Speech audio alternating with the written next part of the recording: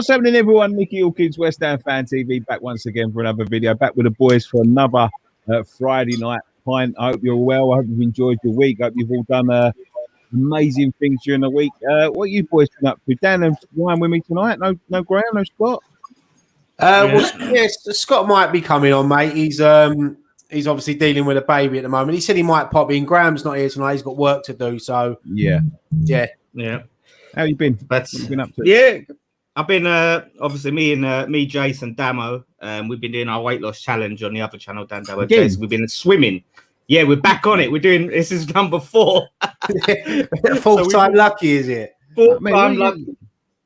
Do you know what the funny thing is, right? Every time we start it, a new weight loss challenge, Jace gets a stone heavier.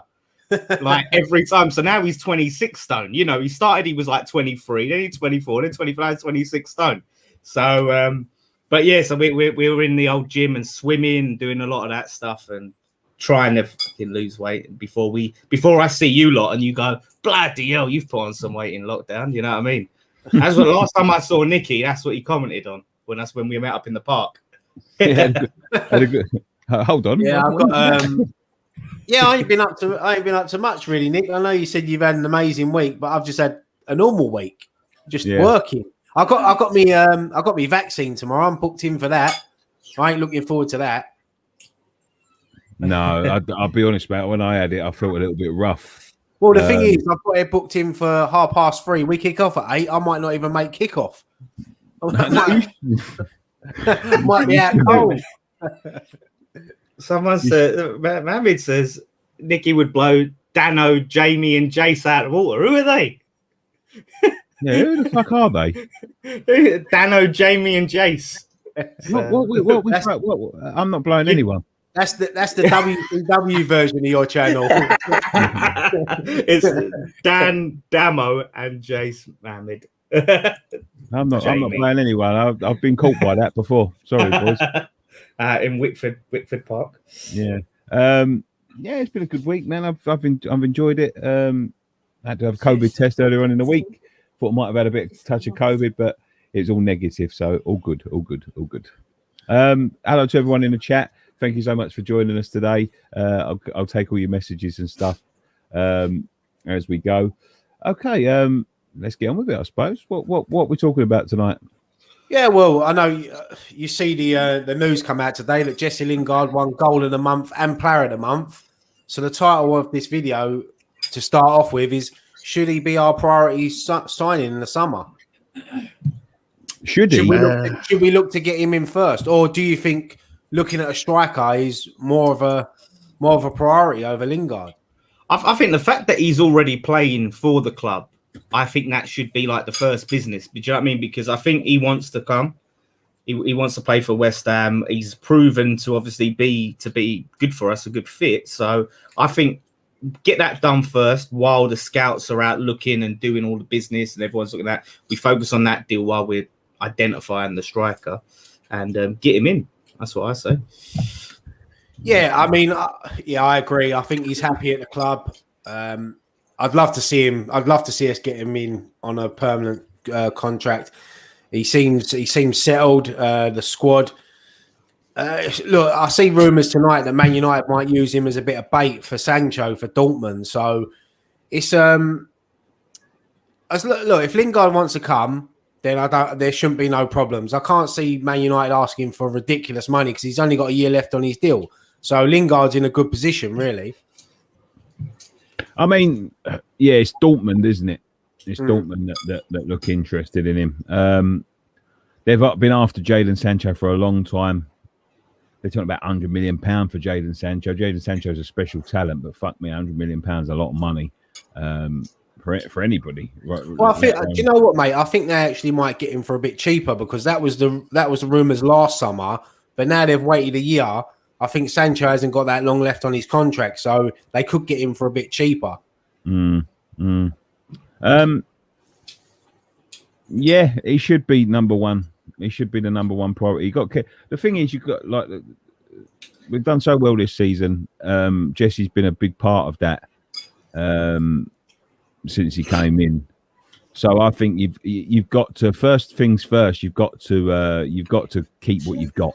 I think that's an important thing about building. Keep what you've got, and that includes Lingard. Lingard should be in everybody's. It should be in everybody's plans for next season, including David Moyes. But yeah, it absolutely should be number one. You know what makes me laugh about this month, though? He gets player of the month when we've lost most games. Yeah, it's weird, isn't it? Because he came in February, and since then he's been absolute. Like March, he smashed it. I don't know. Maybe I don't know. It's for April, wasn't it? And I think he was still banging in goals into April, and then it was sort of tailed off towards the end of April, early May is when he stopped scoring. So I think if I cast my mind that far back, I think he was still doing bits in those games. Yeah, he got 9 goals, 3 assists. The goal of the month was the one against Wolves where he ran it the length of the pitch almost, and it was a great goal, and it's good. It's nice to see one of our players get sort of not only player of the month but goal of the month as well, because that's 2 goal of the months we've had so far this season. Obviously Lanzini with the equaliser against Spurs, and now Jesse Lingard. So it's good. It's good time for the clubs, and and we've got 3 games left. It's going to be a massive 3 games starting with tomorrow. It's going to be difficult. We've never beaten Brighton in the Premier League, so I know they've got their injuries and suspensions, but it's still going to be a tough opposition to beat. You know what? It was funny after the Arsenal beat Chelsea. I tweeted out and I said, we're back in with a chance to get 4th, because obviously, the maths work out. If Chelsea were to, if they draw their next 2 games and we win all 3 of ours, we can get it. Or if Leicester, just lose all of their games and we win all 3 of ours, we did. I didn't think that'd be a controversial thing to say, but apparently it was. People was like, leave it.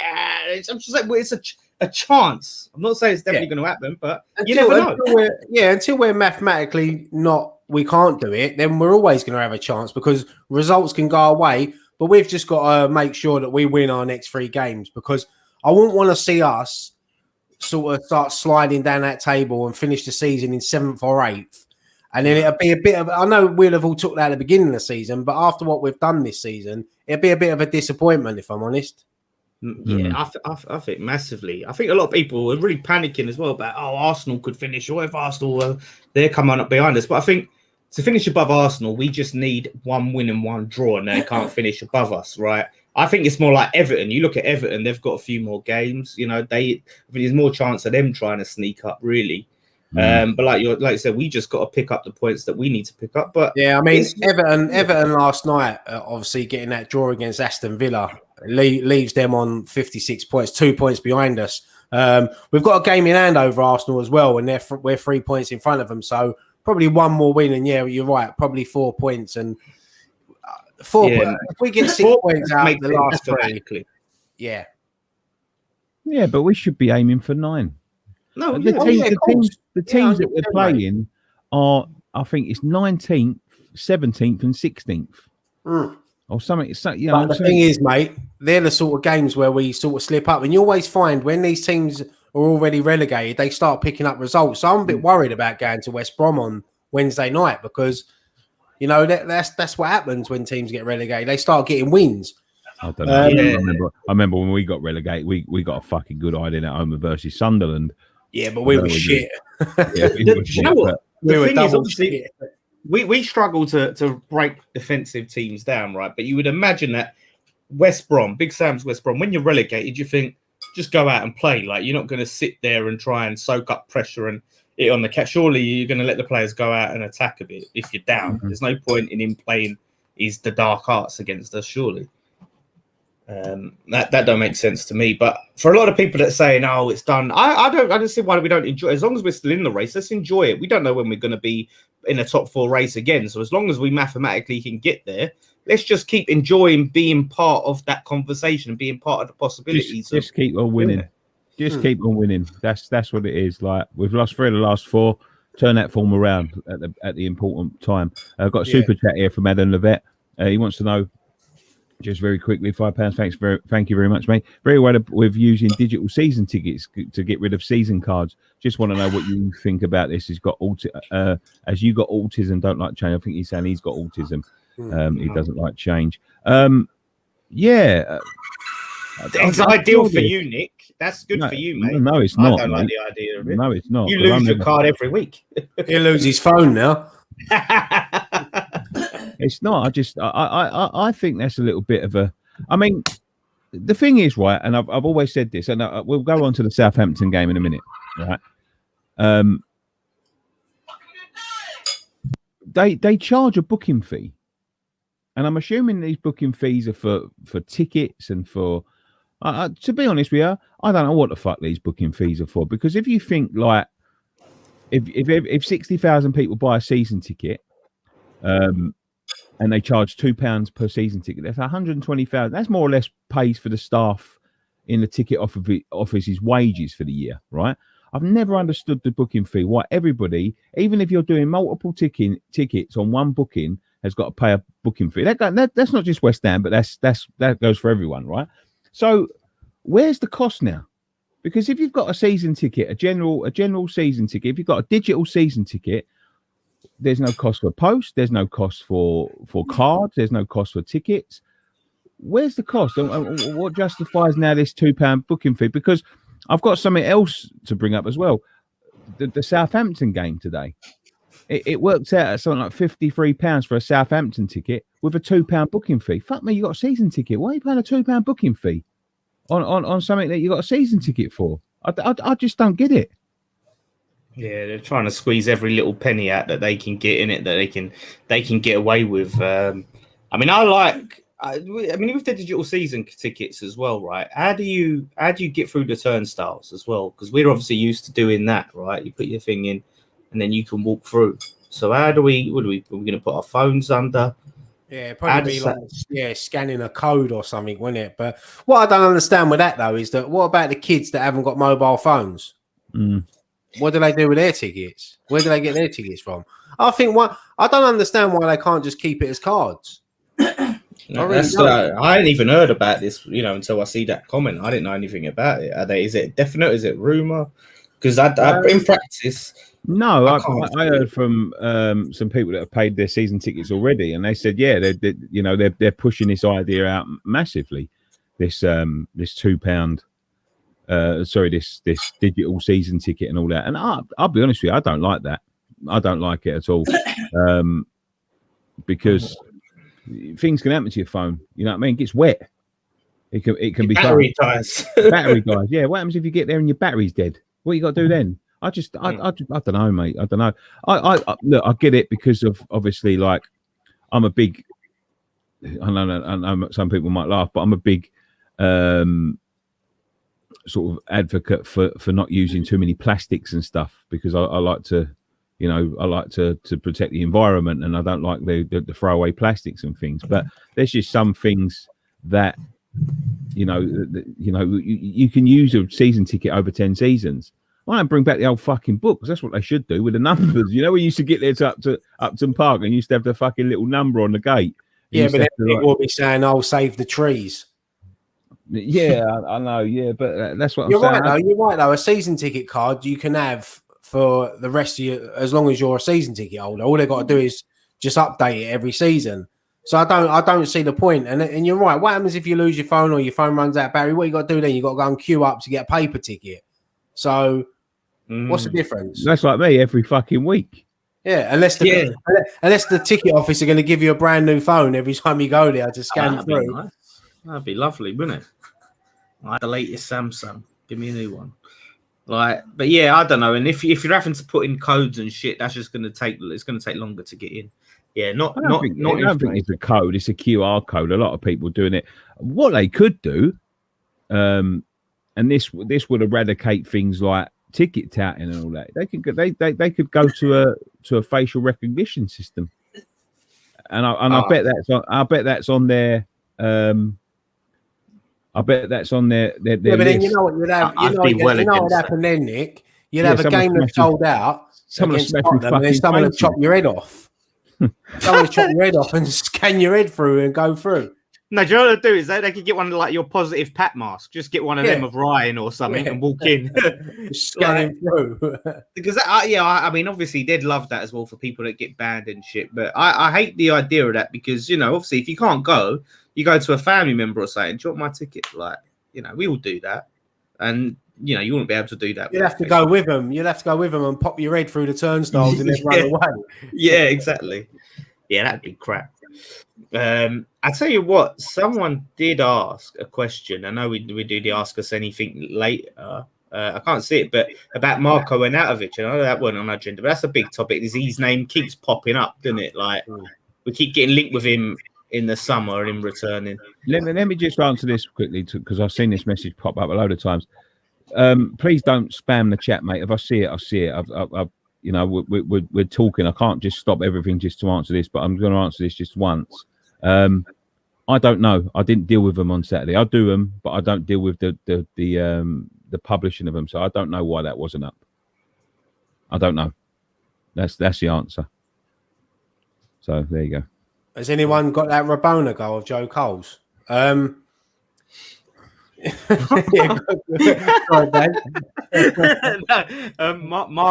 Arnautovic, like a lot of rumours again coming up about us going in for him on a free. I think he's still got a year left on his deal, so I don't see how it would be on a free in the summer. Marko Arnautovic. I don't know if any of you's listened to the Mark Noble podcast that he done on the Peter Crouch show the other day. It was really, really good. And I've gone before I haven't had a chance. Before I continue with that story, let's welcome Mr. Scotty Collier. Hi, Scott. Daddy number 10. Congratulations, mate. Cheers, congratulations. Mate. Your ball bags work. Hey. Yeah. My balls work. I don't know how long I've got with you, but I'm here for as long as I can be here. That's all right, mate. We're happy to have you here for as long as you can be here, mate. The Mark Noble podcast. He was really like praising Marko Arnautovic, praising him about just the way he was around the club. He was a good character to have, and Mark Noble. He said Mark Noble still FaceTimes him. They FaceTimed him the other day, so they're still in contact. So there might be something behind it. You never know, and I know there's a lot of bad feeling towards Marko Arnautovic, and I'm one of them. I wouldn't want him back at the club, but if he did come back to the club, you know, look, it's one of them things, isn't it? We might not like it, but if he starts putting the ball in the back of the net, he might be what's missing. So, it was a good podcast as well. I'd recommend you to go and listen to it. Peter Crouch said the same thing about Marko Arnautovic as well. There were some good stories on there about Kufal as well. He played with him, wouldn't he?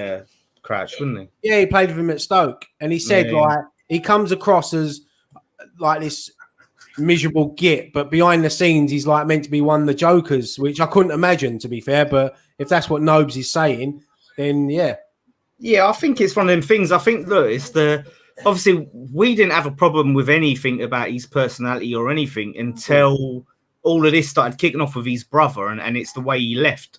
So you can see how the feeling that we have of him will be different to the players. Where it comes to Marko, and I just don't know if he's good enough anymore for the Premier League. After being the thing in is, China. apparently, Peter Crouch said that even when Arnautovic played for Stoke, Peter Crouch said that he used to say to him then he wants to play in China.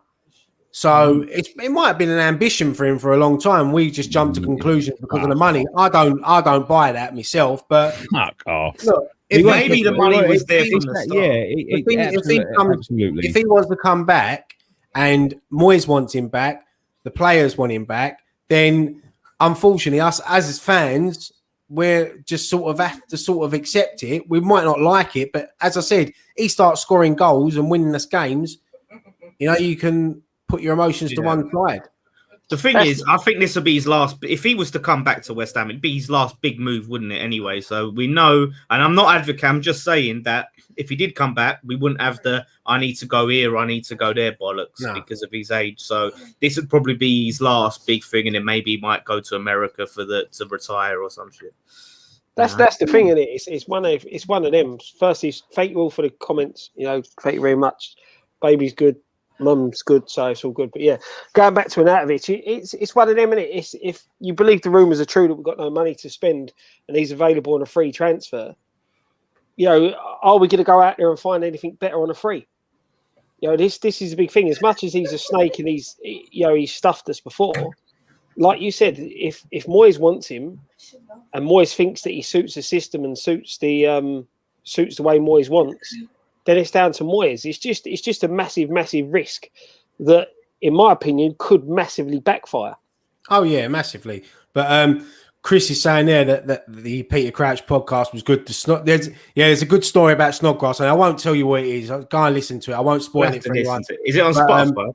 Yeah, it's on Spotify. There's some good stories about the Czech boys, Souček and Kufal. Do you know what? I want to ask this, if he went into this, right? Because he told the story about seeing Coufal at the bus stop, right? And I see that picture came out a few weeks ago, Coufal at the bus stop, right? I didn't know Mark Noble drove past and took a picture of him. Yeah. Why did he offer him a lift? No, because he was getting the bus back to Chigwell. He said he was getting the number 86 back to Chigwell. He said, like, it's crazy. Go to Chigwell, the 86. I don't know what it might not be. Romford to Stratford. He said he did say 86 though. Yeah, I don't know. He did say 86. Might be going to Romford to get a bus from Romford to Chigwell. But he said he even said about Souček. He said when Souček's mum and dad come over, Souček didn't even take him to Stansted Airport. He dropped him off at the bus and made him get the Stansted Express. We could have bought him a bloody a car, got him a what's that, Addison Lee or something like that. They could have got him an Uber or something. Yeah, it just shows that they're down to earth, you know. Is one of the my missus' mum, she's a cleaner, and one of the she cleans for a builder, and he was in the park with his kids, and Souček brought his kid into just a normal random park, and posed for a picture with the guy and his kids. You know, Souček, during the last lockdown, Souček was training over Hackney Marshes on his own because he only lived a mile from there. He was going over there and doing some running and that. So I think they're just old school footballers. They're in it for the love of the game, and they get paid well for it. And you know, they're like the approachable type of footballers, not these footballers that are detached from reality. And it's good to see. You know, when would you ever see an England international getting a bus somewhere? Do you know what I mean? You probably not seen that since 70s. Harry Kane on the train. But do you know what I mean? It's not done for. They get cabs, they get chauffeur driven, or they drive themselves. If you know, he may not. We don't know whether he may not drive. I think they're from a humble background, didn't they? Them two boys, you know, they've probably grown up not in the greatest of places, and they just enjoy playing football. And I think Souček come out yesterday and said he wants to live in London for the rest of his life. So, I mean, they're very different to Marco and Arnautovic, aren't they? Like mindset, everything about it. Souček don't live in London. Hey? Where does he live? He lives in Essex. Does he? Yeah, well, London is Essex, isn't it? Essex is an extension of London. You know what? Essex might not appreciate that, considering they're like the oldest. They're older than London, aren't they? Essex. Like Colchester's the oldest recording town. I love it. Everyone's from Canning Town. Yeah, it's true. It's true. That's it. He lives where he lives. But the thing with Marco Arnautovic, the idea, right? You do get tempted. The idea of Marco Arnautovic at his best, playing with Lingard and like Ben Rama and you know, what I mean, Bowen's there, like those players. It's for me, it's just that thing of is he going to be like playing in that league for 2 years? The standard of football would be shocking to come up and then to be expected to keep pace with the Premier League. I'm going to chuck a name. I'm going to chuck a name in for you now that I think someone would fit in perfect with all them players, and I'd love to see us go for him. Is Danny Ings? Mm-hmm. No, really good. Don't talk to me about Danny Ings. I think Danny Ings would be perfect for West Ham. I really do. Yeah, the injuries, isn't it? That's why. Yeah, but you know, he's had a good run of form at Southampton, and I really think that he would be a perfect. So he's coming to the end of. Well, I think he's only got about a year left on his Southampton deal. So yeah, I'd love to get him in. To get him, you've got to guarantee. You know, we've got to guarantee European football. You know, he's come out. He said himself he wants Champions League, so that could put a team like Leicester in the driving seat to get it. If Sullivan gets his wallet out of his pocket, fingers crossed, Lingard, Danny Ings, Ivan Toney, and a couple more players, and we'll be Premier League champions next year. I would still steer well clear of Ings just because of his even in Southampton, he came back for like 2 games or something. He was brilliant. He bossed Chelsea, I think it was, and then he got injured. And I just think like that, if we're going to go for a player, a striker, I'd rather go for someone, maybe a bit younger, a bit fitter. Than I'd love Ings. Like if Ings didn't have the injuries, I'd agree with you. Like I think that'd be a brilliant signing. I still think we need to bring in another young, hungry striker, like someone like Ivan Toney or Armstrong from Blackburn, or even Abrahams from Chelsea. But Abrahams is going to cost too much money. Yeah, I wouldn't touch Abrahams if I'm honest. He's a player that plays for the money. He's got no interest in the football. He's money. You say that though, Scott. He's taking his chance at Chelsea. He's just been frozen out at the moment because the new manager plays a different system. So I wouldn't say he doesn't have the money. And the attitude, sorry. Come on, your team's in a cup semi-final, and instead of being at the game or watching the game, you're taking pictures of your girlfriend driving around in her new motor. Yeah, but if you've been left out of the squad, Scott, players are gonna throw their. You look at Sadio Mane last night when Jurgen Klopp went to shake his hand. He completely blanked him and walked off. So if you've been left out of a semi-final squad, you're gonna throw have the ump a bit.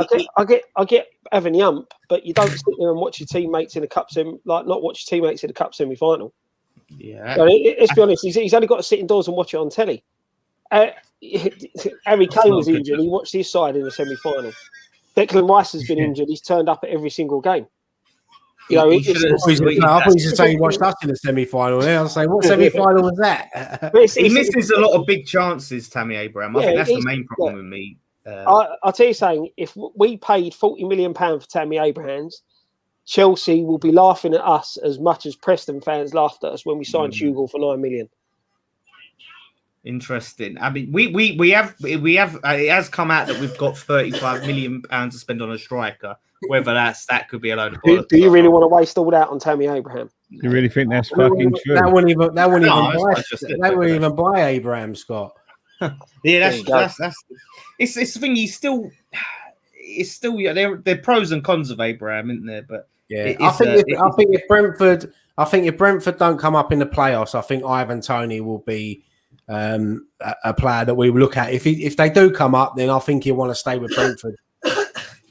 Yeah, and even if he did want to leave, then just the fact that they're a Premier League team, you're gonna have to pay even more for him than if they're in the Championship. So yeah, European. I think you're right. I think if Brentford come up, you ain't getting none of their players. You've got to be looking to probably the Blackburn striker would be the better option. Armstrong. He'd probably be the better option because I think that you dangle that carrot in the current climate in front of him and in front of Blackburn. Both parties are going to. Speaking of Blackburn, Scott, it was 25 years ago today since they won the Premier League. Crazy, isn't it? 25 years ago, Hawkins had here. Everyone was happy. Yeah, I had it. That's it. Yeah, it's tough. It's tough. It's really tough. Look, we just got to trust in Moyes. Hang on, Scott. Hang on. What's that, Nick? You got a little Virgil van Dawson t-shirt on there. Yeah, look at him hiding that. I didn't see that. That's a nice colour, that one. I like that one. Yeah. Is it purple? Yeah. I'll tell you what I wanted to ask you guys. I'll start with Nicky. He hasn't said anything in a while.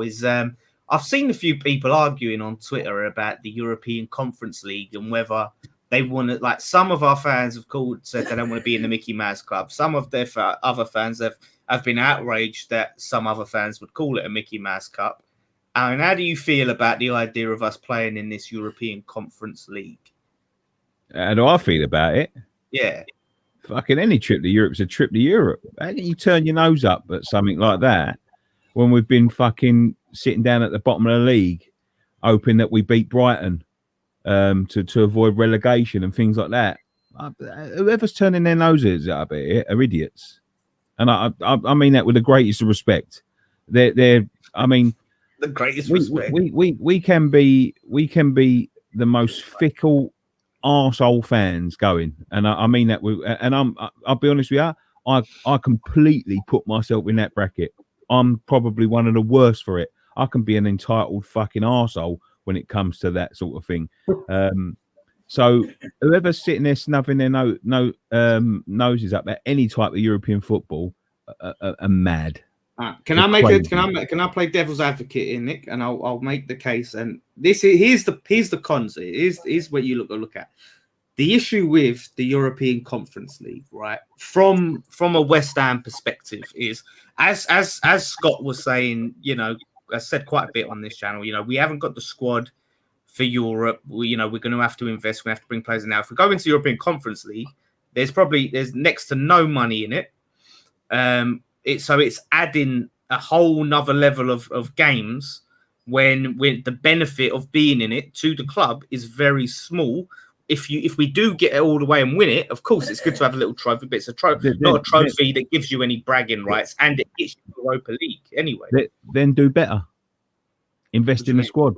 If we'd have invested in the squad in January, we wouldn't have been in that position. But the problem is what I'm saying is, say you're in the Europa or the Champions League, there's a bit more money in there. So if you invest in the squad to compete in that league on both fronts, then you're getting a return. I don't think there's no money in the conference. I think it gives sort of like borderline players a chance. I think it would give youngsters a chance to get a taste of European competition. You think we could go through that? The competition playing our youngsters in that Super League. Do you think I didn't say we'd get through. I didn't say we'd get through it at all. I just said it gives them a bit of experience playing in Europe. Because we'll be playing. Apparently, Astra Gugu's going to be in it. Fuck that then. Yeah. The thing is, I'm with Nicky. European football is European football. It ain't it. Look, it says. Is it basically Intertoto? Is it Intertoto? No, it's not. It's different because Intertoto was. It's just like an extended Europa League, isn't it? Exactly. And the thing is, it's going to be more competitive. That's the other thing you got to look at. It's going to be a competitive setup of European football. It leads to qualifying for the next level of European football. And at the end of the day, it's another trophy. It's a trophy you can go for. It's just if you want to look at it pointless, you might as well say the League Cup and the FA Cup are pointless, which I know a lot of people in people's minds, that's how they feel. No, but they've got bragging. Like, you can say we've won this. Do you know what I mean? Other teams go, just true. And that is the thing is about I say there is no money in the Carabao Cup, but we have to play in the Carabao Cup. So what I'm saying, we'll have to play the Conference League, the Premier League, the FA Cup, and the Carabao Cup. So we'll have that extra competition, but without any of those added benefits you usually get in Europe. Like, you're not going to attract players and go, we're in the European Conference League, come play for West Ham. So why wouldn't you attract? You're not going to attract players that are playing in the Champions League, but you're still going to attract players by saying you've got European football. Really, you're going to attract players that go, oh yeah, they've got the Conference League. Like, where would you attract more players? Would you attract more players playing in it or not playing in it? I don't know. Are we going to attract players if we get the European Conference League, or are they going to go to say Southampton? Well, obviously, it's going to come down to whoever pays the most money. But I'm talking about, the added benefit you usually get of, okay, they're in Europa League or they're in Champions League. Do you know what I mean? Like, you get that. I think we're an attractive club anyway, just being a Premier League team. I think that's a big attraction for a lot of players coming from abroad. But I'm with Nicky and Scott. If we did end up playing in that Europa Conference League, it's still a trophy at the end of the day, and it's a European competition, and it gives experience to these players that haven't played in Europe before, like, say, for instance, Declan Rice. Give them a little bit of experience. But listen, I still think we're good enough to qualify for Europa League anyway. Oh yeah, I think we'll get it. I think this what Darren points out. I think that is the main benefit. It's to the fans, not so much for me to the football club. It's having these away days. So as a fan, from the fan side of things, I would like it because, like, look, Roma, Leverkusen, Marseille, Villarreal, Anderlecht. You know what I mean? Like that, from a fan's perspective, would be the bollocks. Is this? I haven't really looked into this Europa Conference thing. Is it league? Is it like a league, or is it knockout? Straight knockouts? I believe it's qualifiers, then a league, then knockouts. But I prefer if it was just a straight knockout tournament. Same here, mate. I think that's a lot better if they did it as a straight knockout tournament. But it's like the old UEFA Cup. Yeah, Well, the thing is, as well, when you look at this, right, you look at people saying that it's a two-bob tournament. The Cup Winners' Cup, that was the third tier of European. But I think when we played, it was second tier of European football. But in the end of the day, it became the third tier of European football. We still won that. We won it. It was a little bit more prestigious when we won it. But you look back when Arsenal won it. That time it was the third tier trophy. You had the UEFA Cup, you had the European Cup, and then you had the Cup Winners' Cup. It was still a big trophy. It was still a major trophy. What's to say the Conference League? That was the one when Naeem scored from the halfway line. That was nowhere near the halfway line. It was fucking. I don't even know why they say that was Naeem from the halfway line. It was nowhere near the halfway line. Scott, so people are mentioning your haircut. I think Ben Glandler's come up and say you need your barnet chop. You Yeah, got an haircut like Jude Law in AI. Yeah, you know, that's the first thing I noticed when Scott came on was his haircut. He's stressed. He's got another little baby. He'll be going grey soon. Don't worry about that. I'm booked in Thursday to have it cut, so it'll be done and dusted. Come round my house, Scott. I've got the fly mower. I'll go over it with the lawnmower if you want. Mate, it's getting that long. It's at a stage where it's like ticking Put a bit of jam in it, let the cat leg it off. You've got an haircut like Mikel Arteta. I just see because some people are saying it is a knockout. No, I'm sure it's Scott's hair or the tournament. I'm sure when I looked into it, it's qualifiers, league, and then I think the top the sides that win the group go through, and the sides that come runner up in the group have to play teams that get dropped out of the Europa League. Say it like that. So it says, there'll be a first qualifying round, second qualifying round, third qualifying round, and then the playoff before the group stage. There you go. I think we come into it either in the second or third qualifier. Yeah, the English team will enter at the playoff round, a two-legged affair. So we enter at the playoff, which gets you. That was a good one. The 8 group winners automatically go through to the last 16. Okay, so it goes. So there's no round of 32. It's last 16. Then the runners up play 8 teams that drop out of the Europa League. Yeah, additional knockout round playoffs will be played before round 16 between the 8 group runners up and the third ranked teams of the Europa League groups. This means if an English team reaches the Europa Conference League final, they will play an additional 15 games or 17 games if they finish second in their group. Hold on a minute. Do we need all these extra games? Phil, what the fuck are we playing for if we're not going to play to get into Europe? What are we playing for? We might as well stop it now and just let everyone bypass us. Of course, mate, extra games are extra games. The thing is, you're in a European competition. Every team can only have the same size squad. It's about the quality of the squad. So that's what we've got to do. We've got to make sure that we invest in the team and we bring in quality. And as I've said before, it's proved that you haven't got to pay the big money to bring in quality. Just look at Soufal and Souček. You haven't got to pay that over the odd 50, 60 million pound for a player. Sometimes you can go to these leagues. Like we've been scouting more players in the Czech Republic. So there might be a few gems. I bet there's a lot more clubs out there scouting Czech football at the moment after they've seen what we've brought in the last 2 transfers from there. Exactly. Yeah, and that's the thing is as well. You've got to be looking at looking at these foreign leagues where we picked like the Czech league where you picked up Souček and Soufal, but then you've got to be looking at teams, the top teams like United, Chelsea, and all that. You're echoing. I don't know why, but looking at who's not getting a game for them. Like we've done with Lingard. Lingard wasn't getting a game for United. We've now, hopefully we're going to sign him. But we should go into looking at Chelsea, looking at players like Billy Gilmore. Billy Gilmore would be perfect cover on loan. We wouldn't be able to sign him, but on loan, he'd be perfect cover for Declan Rice and Souček. He'd probably even be able to play in there with them. We've got to be looking at players like that who we can take either on loan or are coming towards the end of a contract or even on a free, who will benefit the side. And that thingy of you're going to get Premier League football, you're going to get Cup football, you're going to get European football. It will drag players across. It makes us more attractive than some. Don't forget, Scott, they also get a signed copy of The Rise of the Craze. Do you know what? I have an obligation to tweet out about it every 2 months. Yeah. I don't think we will finish in the 7th. I think we'll finish. The lowest we'll finish is 6th. Personally, based on the fixtures and all of that, I think we're good for it. Like I said, there's still a chance. You never know. Top 4 could happen. Chelsea have got their eyes on the Champions League. It's possible that they could get 2 draws in their last 2, and we win our last 3. And Liverpool. It's probably. I mean, it's a lot of mental gymnastics, but I think we could at least. The lowest we'll finish is 6th, so I think we'll get Europa League anyway, and go for this. I don't think we'll have to play in that Conference League stuff. I think like this might come back to bite me, but I think we're going to win our last 3 games. I really do, and I think that'll. I mean, 2 wins out of the 3 will give us Europa League football, but I can see us finishing the season strong. You know, you got Declan Rice back tomorrow. That's a massive boost to have him back. Obviously, Creswell was only out of a dead leg, so he'll be back tomorrow.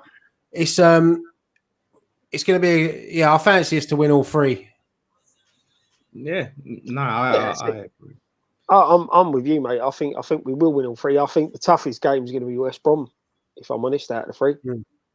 I think I think the shackles will be off, and they'll be so much more relaxed now. They're knowing they've got nothing to play for. Nicky did point out when we were relegated, and we got battered every week. So there is that. Oh, yeah. We hope that it's more of that, don't we? I think Brighton would be the one I'd be worried about the most, but they've got Mopay and Dunk out, haven't they? Yeah. Nicky looks like he's getting attacked by a dinosaur or something. Fucking cat. My cat's up there. He's trying to jump on me. Fuck off. But the thing is, as well, you could, when you look at it, you could catch all 3 of them teams on their holidays now. They've got nothing left to play for, have they? Brighton and Southampton are safe, and West Brom are gone. West Brom can't finish bottom. The only thing with Brighton is I think that because we haven't beat them since we've been up since they've been back in the Premier League. Sorry, it might play on a few of the players' minds. But then again, some of these players haven't really played against Brighton. I mean, we've got a much better team than them, so there's no excuses why we shouldn't go out there and win tomorrow. But it is the Premier League. Mm-hmm. Yeah. Ogbonna will be back as well tomorrow, which would be a massive boost. Yeah, so full strength West Ham against Brighton, who have got their best players out. There's no excuses, absolutely no excuses. We need to go out there and the thing is as well, like I said earlier, we struggle to break defensive teams down.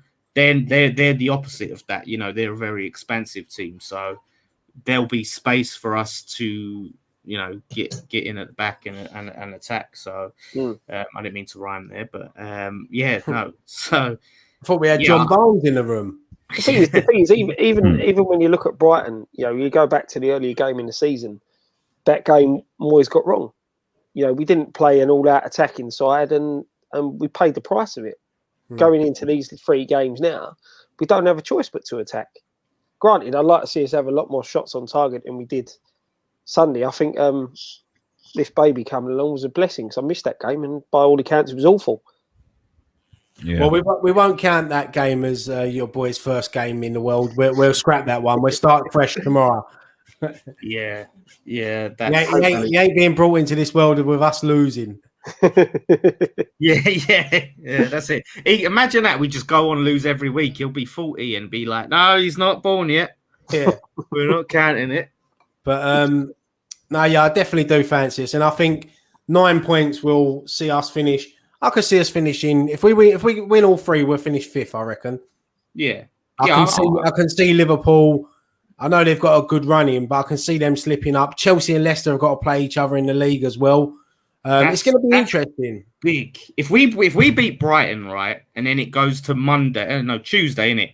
Mm-hmm. Chelsea and Leicester play in the FA Cup final on Sunday. Then they got to play on Tuesday against each other in the league. Now, whatever the result is of that game, it still puts us firmly in the running for that 4th position. Mm. And then say Leicester beat Chelsea. Then Chelsea then have to beat Aston Villa to even dream about getting 4th. And Grealish is back. So that's a lot of pressure. And then that's 6 days after that Villa game, they've got a Champions League final. So it really does start to... It's very important. If we win that Brighton game, all of a sudden pressure starts to come on other teams and we're in the mix. And Yeah, fingers crossed. It's just annoying that bloody Man United, the stupid bastards. Well, they've let us down twice this week, haven't they? Leicester at home and then Liverpool yesterday. I mean, I see. Look, a lot of people dug them out, saying they should be deducted points and fined for changing their team, but they're three games in 5-6 days. They're entitled to mix and change their squad. So, I mean, we done it in the FA Cup one year. How many teams do it? Yeah. So apparently they changed the rules because Blackburn got fined a few years ago for it, but apparently they changed the rules. Yeah, no, it was Blackpool, wasn't it? And Ian Holloway nearly resigned over it because I think you've got a squad of 25. You're allowed to pick who you want. It's three games in 5 days. Exactly. They don't owe anyone anything. And I said this the other day. They don't owe anyone a single thing. They ain't going to lose their second position. They're not going to win. Obviously, they can't win the league now. They don't owe anyone anything. No, they ain't. They don't owe us nothing. So it is what it is. It was unfortunate. I mean, I watched the game yesterday. I thought they looked really good first half. Second half, they just collapsed and they end up losing it 4-2. But what I want to know is why aren't they getting punished for all of these protests and all the violence and all the disruptions? Like I said, we got fined at the Burnley game. And now this is 2 times now their fans have not just done protests, but look, cameramen are getting pushed around and cameras smashed on the floor. They're trying to fucking block coaches. They had to do this, like a heist type mission with decoys and all sorts of things to try and avoid him. But so they've had to pay out money for an extra bus just to have a decoy for these fans. Then they broke into the stadium and had to delay the game. So if we got fined just for some fans going onto the pitch and having paused the game for 5 minutes, why aren't they getting punished? I think that's the difference because fans run on the pitch. Why there was players on there? When they broke into the stadium last time, there wasn't a game, and then what they done outside was they probably will be sort of punished, but they scarred a steward for life. Honest, I don't know. I don't know how they can be punished because them fans are not even meant to be in there. They're not even meant to be in there. I mean, Man United can't. They can't control people breaking in. That's like fucking saying to you, like, fining you for not having a fucking good security system if a burglar breaks in your house. What how do you do? You know what I mean? If so many people are smashing their fucking way into doors and that, what can you do? You can't do anything. I don't believe in punishment. You do stop fans going on the pitch, Nick, though. That's what I'm saying. If you put that onto that, that's failing to control crowds. But how can you? Yeah, but if 100 people want to go and rush the crowd onto the pitch, what are like 5 stewards? I think them fines are a little bit harsh at times because if so many people want to jump over that you can't control them, but it's more to sort of make sure that the clubs are doing their bit to stop that. You know what I mean? Like that's what it's for. This is the thing now. They're going to fans in the stadium. What are they supposed to do? But this is the problem, Nick. Because there is no deterrent now, because there is no punishment, the fans are just going to keep doing this. They're going to keep doing it week in, week out because if their team, say they give them like a 12-point deduction and it cost them top 4, they'd think twice. Like even if it was threatened to go, look, if you do it again, this is what's going to happen to your team. So you're going to get punished. What did they fine us last game at the bowling? What did we get a fine for the crowd doing what they did with the United bus? We didn't get a fine for that because that's outside. What fines did Liverpool get when they threw stuff at the Man City bus, the Real Madrid bus? Nothing. And Nicky's right. You can't blame the club for the fans outside on the street. But for the fans breaking into the ground, you can blame the club. Because the club should have known, seeing what happened at Spurs, seeing what happened at Chelsea, seeing what happened at Arsenal with the crowds protesting and things like that, and at Chelsea, sorry, not so much Spurs because there was hardly anyone there. But the United security team should have expected supporters to turn up at the ground. And they should have installed a ring of steel around the stadium. No one comes in apart from the team, the staff, and people that have got to be there. Whether they have to fork out money to get the old bill involved, that's what they need to do.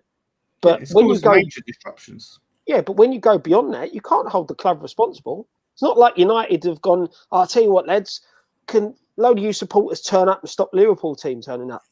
There's nothing they can do about it. That's down to the old bill. The old bill have got to support that. And the old bill have got to be critical of the fact that they knew that had happened. So they should have arranged for that Liverpool team. That Liverpool team should have been there 8 or 9 hours before the game. But that's the same during the game, Scott. What's that, right? No, I was going to say the Man United team were in the stadium like 6-7 hours before the game. Yeah, a lot of them put decoys out. But that's what I'm saying, Scott, is it's what can Man United do? What can they do? All of this, right? But say during a West Ham game, say West Ham versus Millwall in a cup, right, at home, and say 30,000 of our fans want to run onto the pitch. What can West Ham physically do to stop that happening?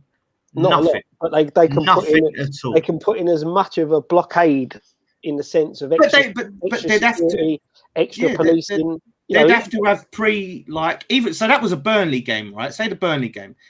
That's right. If it's a Millwall game, you put extras. Dan, have you seen the people over at London Stadium, mate? There ain't 30,000 climbing over no fence. There'd be fucking 40,000. Wouldn't be bothered to fucking turn up. Don't think for 1 minute that Gold and Sullivan and their team around them would have known that if things didn't go right against Burnley, the fans would have protested. The fans were going to protest because there was a lot building up before that game. Yeah, but you never know, can you? Listen, Sullivan and Gold probably would have been sort of thankful for that happening because then it turns the spotlights on the fans. And as we said, when that happened, we got called hooligans, we got called thugs. And that's the thing. And it's how the media then turns and portrays the fans who are doing it. So the fans going on the pitch against Burnley and doing what they did against Burnley plays into Gold and Sullivan's hands. Going, look what we're dealing with. Yeah. When you look at what's gone on with the fans outside the grounds and stuff like that, what the media are saying, these fans are heroes and all that, plays into the media's. It makes me sick. You got Gary Neville and all these other pundits going, look at them fighting for the rights, and there's fucking some geezer who's going to have a scar on his face for the rest of his life, and thousands of pounds worth of cameras broken. But we're the thugs, we're the hooligans. Look, we said this a few weeks ago, man. It won't change. Unfortunately, it's never going to change. You've got to protest and people. Protest peacefully. It pisses me off really because. We've had fans for the last sort of 5 years that we've been sort of building up these protests against our owners. What are you fucking moaning for? What the fuck are you moaning for? Why are you moaning now? Yeah.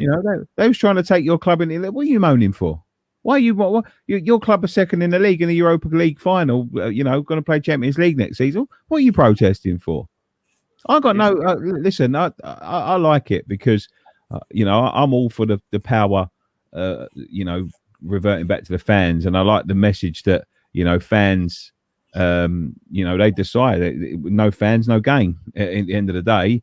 No, that's no fans, no Premier League is more of a message of no fans, no sort of monetized league. See, I'm all for that. But there is a little part of me that resents it all because I think to myself, like, well, you want everyone to back you up now and cover this and call you heroes and all of that sort of thing. Where was you when we was doing it? What was you saying when we was doing it? Nothing. Absolutely nothing. They're all as bad as each other. You think about these top six, and somebody put up the comment, they haven't been punished yet. Do not think for a millisecond that if it was offered to David Sullivan or David Gold, they wouldn't have took it. And that goes from David Gold to the new Burnley chairman to the new fucking Bolton chairman and all of that sort of thing. Any of them would have tried to do the same thing if they was in that position. They're all as bad as each other, and this is what I've been saying for weeks and weeks and weeks. It's bad guys fighting against bad guys. There ain't no good guys in it. They're all as complicit as each other in ripping this game away from the fans. And the likes of Man United, it's the Glazers now, but they weren't fucking protesting the Premier League. They've been the most successful Premier League team there is. They've benefited the most from the Premier League, probably. They weren't. Where was all this when the Premier League was coming and ripping, and that goes for us all, really, ripping the power away from the first division, second division, third division, and taking the game away with it. Where was they all then? Nowhere, because they've benefited. They've benefited. The difference between the breakaway Premier League, though, is that you could still have relegation and promotion. So that's the only difference. But yeah, you're right. You're right. It was a major thing back in the day, and but I think the Premier League kept the top clubs, isn't it? That's one thing about the Premier League is it got more money into the teams, but obviously more money for the Man Uniteds and Liverpools to try and keep. Whereas before in football, you could have every club would have their sort of peaks and valleys, and there wouldn't be this cemented top four. The thing is with having the Premier League is that it gives lower league clubs ambitions to one day make the Premier League and things like that. With that Super League, there was no relegation, so it was just the same 12 teams or how many teams it was, season after season. So if this was West Brom, Fulham, Sheffield United, Southampton, Burnley, and all of that sort of thing, conspiring to set up their own league because they don't want to get relegated because they're in the fear of getting relegated, and they're saying, right, we're going to break away from the Premier. They'd have already been punished. They would have already been. All of them would have been chucked out the Premier League. I do believe there will be punishments. I think maybe the Premier League are waiting just to get this season over and done with. The fans should make sure the fans of the other club should make sure there are punishments. Yeah, there are punishments. There will be punishments. It's probably not punishments that we think, but there will be punishments. But anyway, look, as you said, mate, we spoke about this 2 weeks ago. Let's talk about a subject that I know Nicky loves to talk about. It's that time of the season where the kits come out. The board. Oh, the kit. He's going to say the board. Nicky loves a mock-up kit, and according to ex-employee, going by what he said, and if it's true, I think I'm looking forward to seeing our kits next season. I swear on my life, right? I swear on my life, and I didn't want to say too much, right? Every year, and we've had 5 years ago, we had some stuff given to us, right? Every year, I asked Umbro if they can give us a sneak peek so we can make some content on it, right? And every year they ignore us. Please, if you're watching this now and you're on Twitter, go add at Umbro UK on Twitter and spam them with this message. Check your DM from WHF TV. Check your DM from because they never, ever, ever check them and they just ignore us. Spam them now so they're forced to look at it. Yeah, they'll look at it and go, nah. I'll tell you what, if you Newcastle just scored against Man City. Yeah, they won. I think someone just said Man City have got Scott Carson in goal tonight. They have, yeah. But if you spam Umbro and they give us a sneak peek, we'll get you the Rabona goal. Look. If it's going on what it is, it's based on the home kit from the year 2000 when Di Canio scored that goal. The away kit's based on the light blue and white stripe kit and the navy blue one for the third kit. And definitely I'll look forward to seeing them kits. And I actually like it. I think Umbro actually make decent kits. I've sent you boys pictures of what Nike are doing at the moment with Chelsea and Spurs, and you don't want Nike sort of aim their kits. I don't know if it's like towards youngsters. The hipsters and the youngsters and that. Yeah. I mean, could you imagine West Ham having a kit like that? I don't know. I'll tell you what. I see PSG's new kit earlier on, and that is a fucking banger. That. I'll tell you who's got a really nice kit. Inter Milan's new kit. I've seen that. Yeah. I'll tell you what as well. Arsenal's new away kit's nice. Yeah, I saw that. I like yellow under the cannon. The thing is with the Arsenal one, right, is they complain about Kroenke a lot, right? And then they're all going to go and buy that kit. They're all going to say, they'll say, right, we're not going to spend a penny. We're not going to do this. We're not going to do that. And then because they do get some nice kits, and the new kit comes out and they're like straight in the club shop, 70 quid. Thank you very much.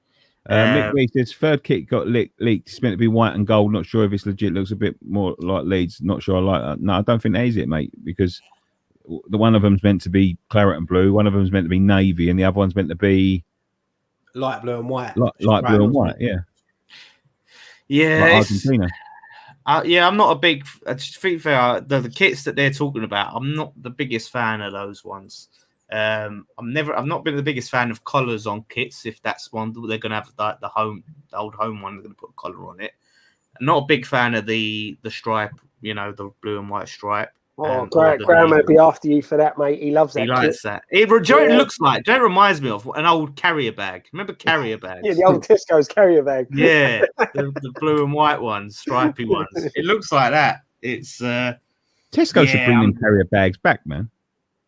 Nick, Leon's saying, did you speak about what he sent you? No. All right. No, I haven't. I'm waiting for a different day. Your buddy G saying you need to have Corrupt FM as your kit sponsors, mate, innit? Isn't it? Corrupt. I wish that was the real Chabuddy G. I actually met Chabuddy G when I went to see Soccer AM. We met him, Dan, didn't we? And he was on there. Did we? Yeah, we met him at that FIFA 17 launch. Was it FIFA 17? Do you know what? I probably didn't know who he was at the time because I'd seen him since. But I probably was like, you know, I had a photo done with him. I'm sure I did. Yeah, I probably did. And I don't know. I met him at Soccer AM and he scored a banger. Yeah. He scored a top Who does he support? Was he support? He must be. No, he support. Well, I think his character supports Brentford. I think it is. I'm sure that's what his character supports. I remember you boys, mate. Yeah, I met him at the FIFA set. I don't have pictures done with him. I met Mikel Antonio there. I met loads of people there. Yeah, you picked there when he Dan? Yeah, you picked done with Antonio. Who? Kevin De Bruyne. Kevin De Bruyne, was he there? Yeah. I don't think he was there. I think he was, mate. I swear on my life he was there. Yeah, I remember Reece Oxford was there. Reece Oxford. Kevin De Bruyne was there. Yeah, I don't think De Bruyne was there, mate. Fuck off, he was there. I remember it. I remember clearly he was there. All right. Are you sure it weren't that player that looks like him? No, it was Kevin fucking De Bruyne. It's probably Kevin McAllister from Home Alone. He was there. Don't knock me off, Dan. You know he was there. Does Pony still exist? Yeah, does the company Pony? Yeah, that's still about. Yeah. Pony still exists. It's a club in North London that play in white. Oh.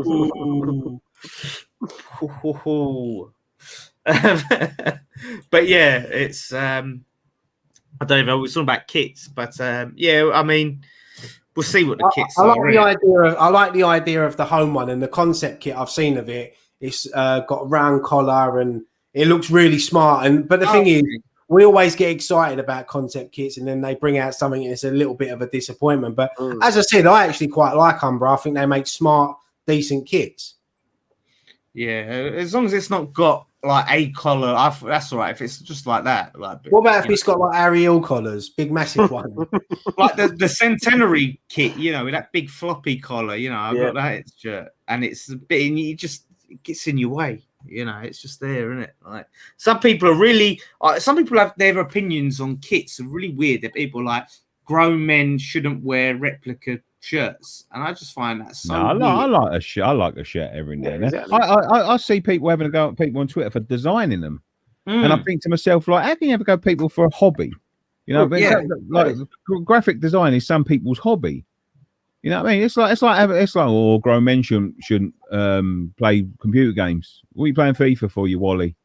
You know what I mean? Yeah. Like, at the end of the day, you do what you want. It's your hobby. Within reason, exactly. As a grown man, I do what the fuck I want. Scott, some people they do my brain in, mate. They do my brain in. If you like, I won't mention his name, but there was a kid earlier. Like we know the kid as well, which is funny there. But he was having a go at that. You know that girl Pepper Mills. Do you know Pepper Mills? No, is that the Everton girl? Yeah, the Everton girl that has that fucking laughing a joke. She's embarrassing herself and all that. So fucking what? What's it got to do with him? Do you know what I mean? Like she's embarrassed. And then the same kid said that we should all have our faces punched in. So because we do YouTube. Who is it? Oh yeah, I know. I see that comment. He thinks his lug-eared mate's going to punch our faces in. Oh yeah, old Popeye. Fucking I think like people like that they take everything so don't worry, serious. Nick. He'll be up our arse again next season when we're back over there. He won't. So I'll pull him straight out of it and chuck him in the river. Yeah, someone's saying there a top's okay, but not full kit. Yeah, I agree. I wouldn't buy a full kit.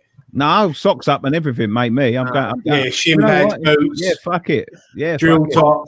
Proper John Terry, Nick. Yeah. Yeah, I'm going for it, mate. No problem. Do you know what? Next season, I might even go over there, see if anyone's got anything to say. Socks up, shorts. Listen, if you wear shirt and shorts, Nick, if you do it this season, mate, you might get on the bench. Yeah, I might. Yeah. But would you count a shirt and shorts as full kit? Is that a step too far, or is it when you add the socks? What Do you know point what? does it get to? Do you know what? If I bought the shorts, I wouldn't wear them with a shirt. No, Okay. yeah, that's exactly what I was going to say. I have. Yeah. Do you know what? I have bought the shorts and the shirt together, but I never wear them together. Never. I've got the matching goalkeeper shirt and shorts, and I've wore them separately. I've always wondered if I wear it together, am I committing the faux pas here? No, So I've been too scared. Listen, the only time you should wear them together is when you're playing football. That's it. Right. No, not even then. Not even then. No, you can get away with it in five-a-side stuff like that. But no, What do you reckon about? Did any of you see about the London Stadium this week that you can play there at the end of the season up until the end of July? I think it is. You can rent the London Stadium. You can get the change rooms included, stewards, everything for 30 grand. Yeah, you know what? That is what Leon was. That's what he sent me. He tried to rent it. I was going to do something separate on it, but sorry. No, it's right. Live. I let it that bit out. No, you weren't to know. We might as well talk about it. Forget we heard that. 30 grand. 30 grand. That's 30 grand. That's for 4 hours, I think it is. You get the hire of the whole stadium, or you can have just the pitch for 18 grand, but you're not allowed to change rooms. And how many people are you allowed in the ground? Because I think like a big football tournament or something. Yeah, I think it's just, I don't know. There'd probably be a limit, but I can imagine like you might want to do like I don't know. Sometimes they do like a 14 tournament, don't they? So you got that's what I think it was 25 grand. I think it was. Still, no, it's 25 grand. So 25 grand, maybe, yeah. But I'm going to be fucking totally honest. I think it's an absolute fucking disgrace. That's not West Ham though, mate. That's the London Stadium. No. That's and I don't give a fuck. It's nothing to do with Golden West Ham. Sullivan can do it for 50. No, I think it's an absolute disgrace. That is a taxpayer's stadium. That is more or less a fucking park. We paid for that stadium. The least they could do is give it at a decent price. Nick, they charge. They charge $5 for that little pitch outside the stadium. Yeah, well, that's a disgrace as well. Exactly. That's just as much of a disgrace. And the thing is, right, when you try and hire a pitch, I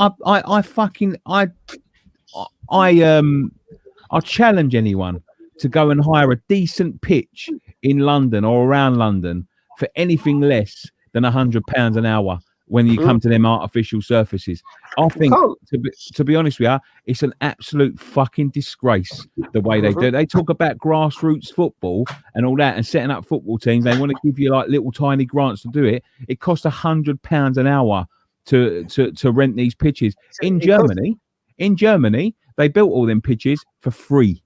For free.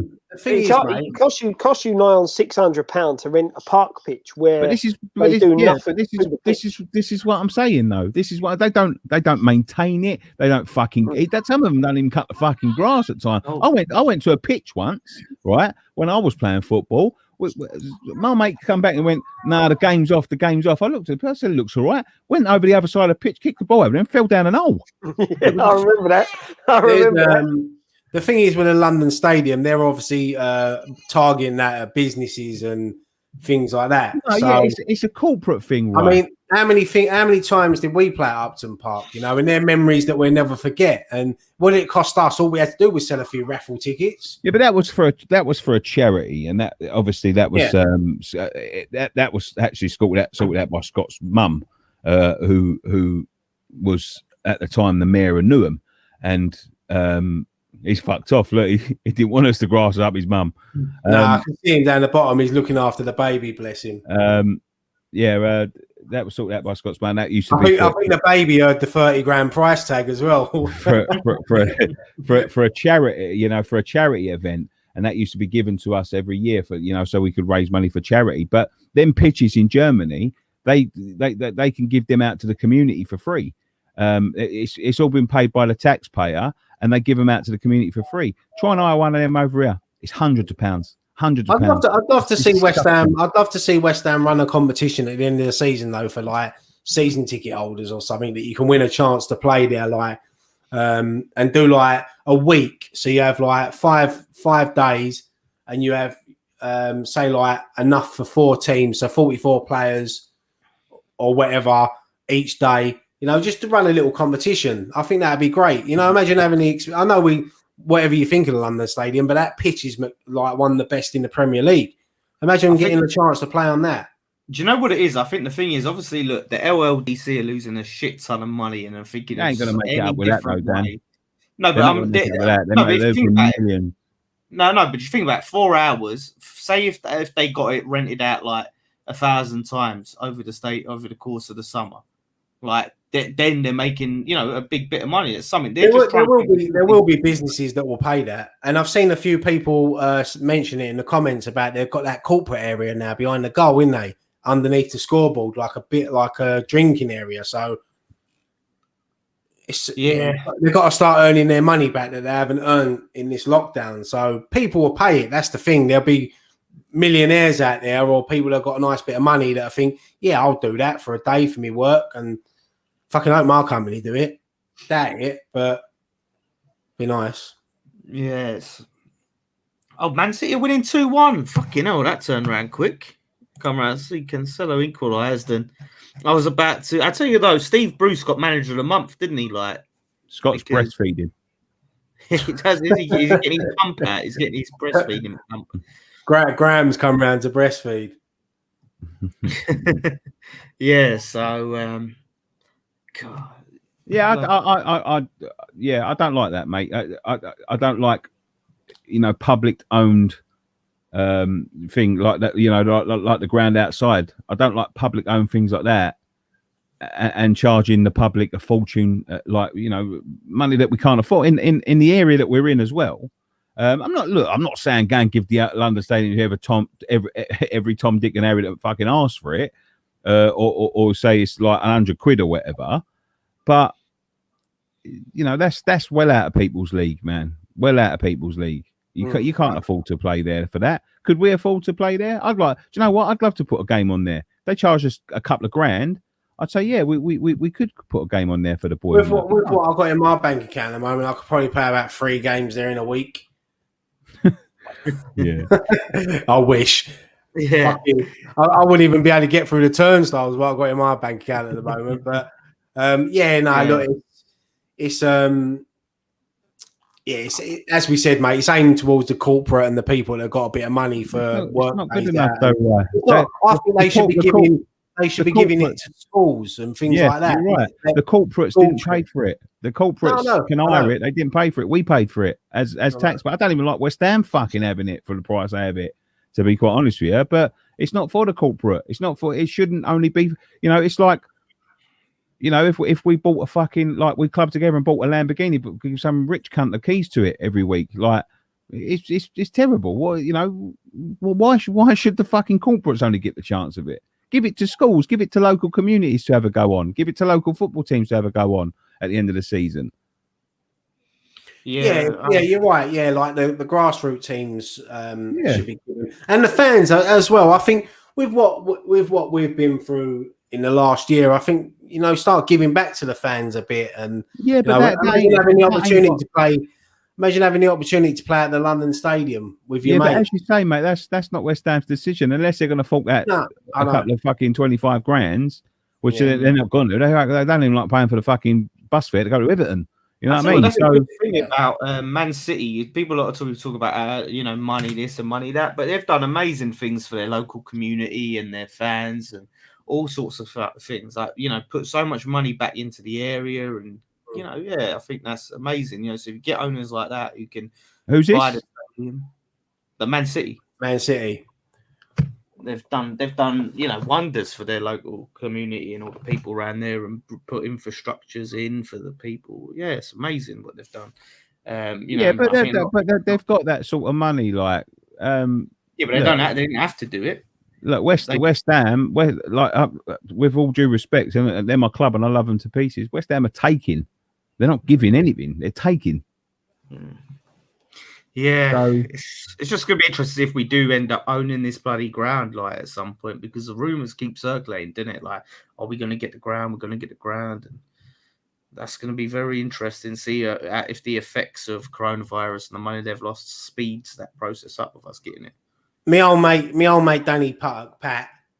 He said he'll enjoy the Europa League trips a lot more than the Champions League ones. He's a Chelsea fan. His first game back tomorrow, the FA Cup final. Not a bad one, is it? No, Bad, not isn't at all. it? I mean, FA it's been a Cup while final, since. first game back. But When's the last yeah. time Chelsea were in the Europa League? It's been a. No, he always said to me that he enjoyed the Europa League away games a lot more than the Champions League away games. So, yeah, I think we will pet.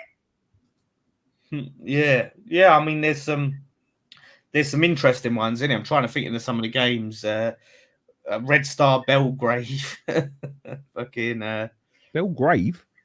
I know Belgrade this or this might be a bit too early to talk about this because we've still got 3 games to go. But I know we'll probably talk more about this near the end of the season. But Andy Hall saying the hammer of the year, lads, Kufal for me. I said the same thing last week. For me, he gets my vote. I think he's come into the team. You know, he's been every game he's played. He's never less than an 8 out of 10 for me. He's just the way he's settled. I just love his passion, and and Souček would have been up there for me, but I think Souček's dipped in a bit of form lately, and I think Souček's just been so consistent over the course of the season. And he gets my vote. Player, isn't he? I think so far, like since Sofal come in, week out, I can't remember us going, Sofal had a bad game today. Sofal dropped a lot of people are saying about Ogbonna as well, and I can sort of agree, but I just think because Ogbonna was out of the team, and I think there's probably about 4 or 5 players you could either chuck Declan Rice in there. You probably won't get it, but I think now for me, I think it'll be Kufal, and I think Souček will probably be runner up. Yeah, do you know what? That'd be well deserved, isn't it? Sofal, Souček, both together, the pair of them, and. I can't think of anyone else really. Like Ogbonna, like you said, is injured. I bet Lingard's up there. Yeah, Lingard will be in the shout. He came Lingard's halfway only been here. Yeah, he's only been here since January, but yeah, he's definitely in with a shout. Yeah, it's a tough one. I think Fabianski should be in the nominees. You know, if not necessarily win it, but I think his name should. I think he's had a good season, Fabianski, and I think we've seen him, even though he dipped a bit when he came back from injury last season. Rusty's saying, yes, Haller for Hammer of the year, Nick. Haller's a shout. He held the club together while Antonio was injured. You know, kept us ticking. I'll tell you what. I'll tell you what. I know. Joking aside, Haller obviously won the league out in Holland. Did you see what they done with their trophy? Yeah, melted it down into little stars. Yeah, melted it down into little stars and sent it to the season ticket holders. It's a nice touch, a little star. I don't know. They got 40,000 season ticket holders. I'm wondering how they got fucking 40,000 stars out of that little trophy. Yeah, that dish isn't the biggest thing in the world, is it? Matt saying, Ryan, did Nicky answer that question from Monday? I can't remember what it was now. I think, Nick, we had a question on the social. I did try ringing you live on air, like Chris Tarrant on Who Wants to Be a Millionaire. Right. Like always, you don't answer. I think it was, who would you rather have, Roberto in goal or Haller as a striker? Oh, fucking hell. It's got to be Haller. Come on, it's gotta man. Be, it's Haller. Yeah, waiting. If you said Roberto, I was going to call bullshit on that. I'll tell you what, I had to think. I had to think. Man would have ripped them curtains down, man. He'd have been coming around your house. It is plainly because if he makes a mistake, it's not going to cost you a fucking goal every time. It didn't just make him. Roberto was actively playing against us. He was an absolute liability. Can we go ask us anything for a while? Yeah, before we go, obviously, Stevie did say Creswell is a very good shout, Stevie, for Hammerly. I think he has had an excellent season. I think if there's ever a time for him to be in the running, it's this season. Underrated, I think, this season. Important. It is important. Yeah, he is important. Absolutely. So, and to have to switching from playing in that as part of as a centre back and as a left back, here and there. I think that's. I just want to say to Scott as well. I know he can hear. If you want to come back in, Scott, just wave and we'll get you back in, mate. I can. Yeah, look at him. I'll get emotional looking at him doing that. Getting broody in the old age. You put your tit away now, Scott. I know, yeah. Put your breasts away, man. Yeah, it's that time. It's that time. Ask us anything. Newcastle got a penalty, by the way. Okay, all right. I've got one to kick off. Ask us anything, right? I've got one to kick off. Ask us anything. Ask us, Nick. Hang on, is this the one you asked me earlier, Nick? Yeah. Wait for Scott to come back in, and then you can ask them to. Yeah, all right, okay. But I wanted to kick it off with that. Oh, go on then. Kick it off a bit. Scott can answer it when he comes back. I won't give him the answer, right? Dan? Yeah. If you had the choice, right? Now, in my hand, I've got two things, right? Mm-hmm. In one hand, I've got £1 million in cash in a bag, right? Okay. And I put that on the floor. Yeah? On the other hand, I've got 1p, right? Right. And for 30 hold on. What? No, there's no baby. He's not showing his baby on the internet. On the internet. Right. In one hand, there's £1 million in cash, right? In the other hand, I've got 1p. Yeah? I've got a magic penny. Now, you've got a choice. What one do you take? Because the penny, doubles in value every day for 30 days, right? So day one, you got 1p. Day two, you got 2p. Day three, you got 4p, right? It only doubles in value for 30 days, right? So what do you take? Do you take the £1 million in cash, or do you take the magic penny? Yeah, I take the £1 million in cash. How much do you think the magic penny is going to be worth? I think the magic pen. Oh, this is some real super quick maths, isn't it? There's no way it can be worth that much. It's got to be worth like a tenner or something. A tenner, okay. Something around that, I'll wait for Scott to come back in, and I'll ask him. And what would you? Everyone in the chat, what would you take? Everyone, a lot of people saying calculator. Couple of saying 1 million, right? Couple of saying 1 million. Scott, can we put you in for 1 second? He's put in there. Scott, what would you take? Are you muted? Muted. Okay. Wait, let me go on, Scott. What would you take, Scott? I'll take the magic penny. Magic penny. Okay. Right. The magic penny. The magic penny. Yeah. At the end of 30 days, would be worth £5.3 million. What? Really? See, I said the same. I'll take the million because I couldn't be bothered to wait. It's true, isn't it? 30 days. After 30 days, 1p doubling every day would be worth £5.3 million. That's insane. No, I'll be honest though, mate. 1 million ain't a bad to fall back on. It seems unbelievable, doesn't it? Let's look. All right, let me quickly do 7 days because that don't make sense, right? So day 2, you got 2p. 2p. Day 3, you've got 4p. 4p. Day 5, day 4, right? You can't even count the fucking 4, you dickhead. That's why I picked a million. You. Day 4, you got 10p, right?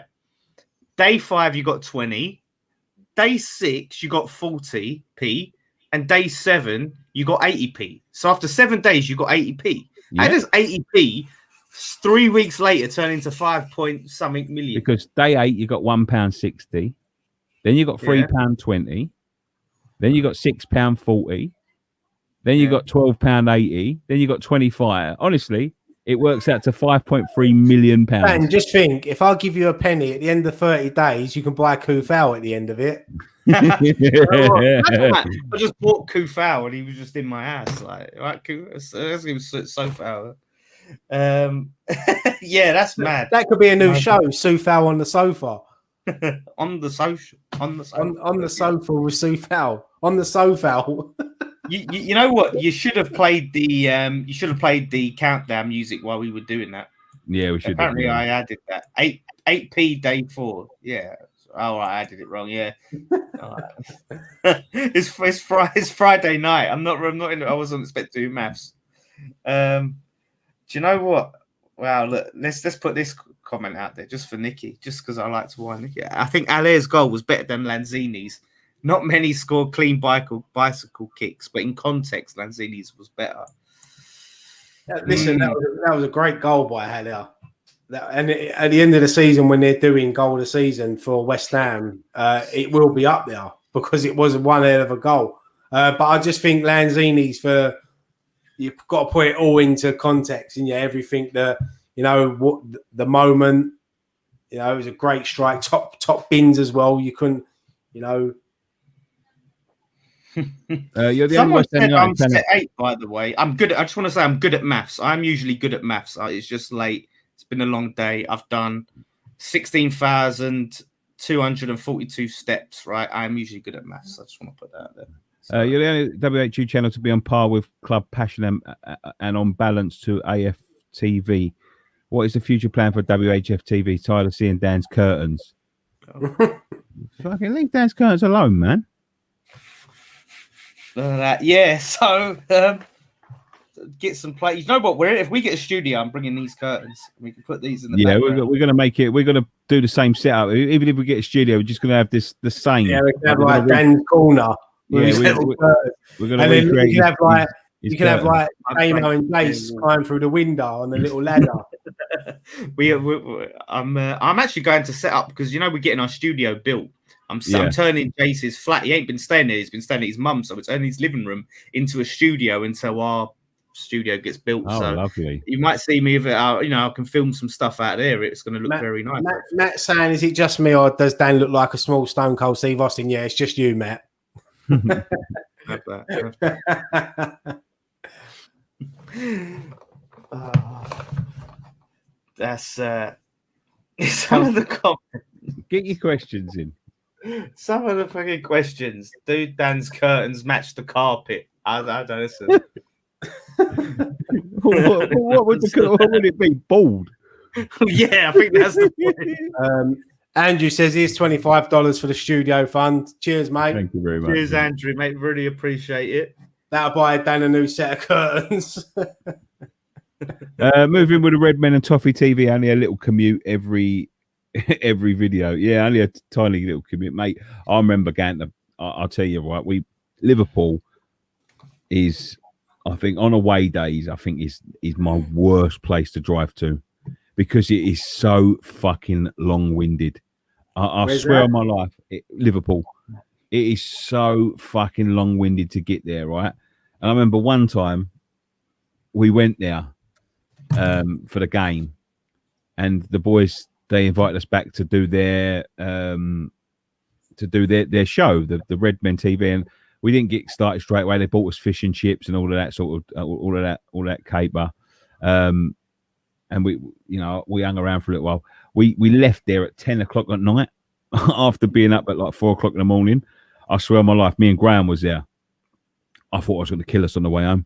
I could not keep my eyes open. My eyes were dancing. Because I drove all the way up there. As I was driving, my eyes were fucking spinning around in circles. And in the end, Graham had to take the wheel and I fucking collapsed on the back seat. And honestly, I hate it. I hate driving to Liverpool. I hate it. This is why, it'd be so nice if AFTV had a studio like near us. So we could do like Toffee TV and Redmen TV doing that studio share with AFTV. Yeah. But theirs is like fucking miles away, absolutely miles away. It's in Finchley now. Is it Finchley? Well, yeah, maybe we have a chat with him. Maybe we have a little chat with Robbie. Give us a room. But Miss Amaret, the West Ham fan TV moderator, has a question. Says, don't like spamming, but just want to repost. What 2 things would you take with you if you knew you was going to get stranded on a desert island? Fucking boat is one of them. I'd take a boat. I'll probably take a TV and Graham. TV and Graham will keep me entertained. Graham will keep your head up, wouldn't he? He'll keep you positive. If but you know what? It's how realistic do you take this, right? This question, because you take it realistically, there's no point in taking a telly because there's nothing to plug it into realistically, is there? So what could you, if you 2 things to take with you that you could just keep you entertained? That's insane, isn't it? Most things. It's not even about being entertained. I reckon a knife. You'd want a knife. a knife can do lots of things, mate. You can eat with a knife. You can entertain yourself with a knife. You can do all Why sorts do you of things. entertain yourself with a knife? You can start carving and doing things like that. Honestly, you can do loads with a knife, mate. You could do. Yeah. Like, who's that laughing? It was like punching Judy. Who the fuck was that?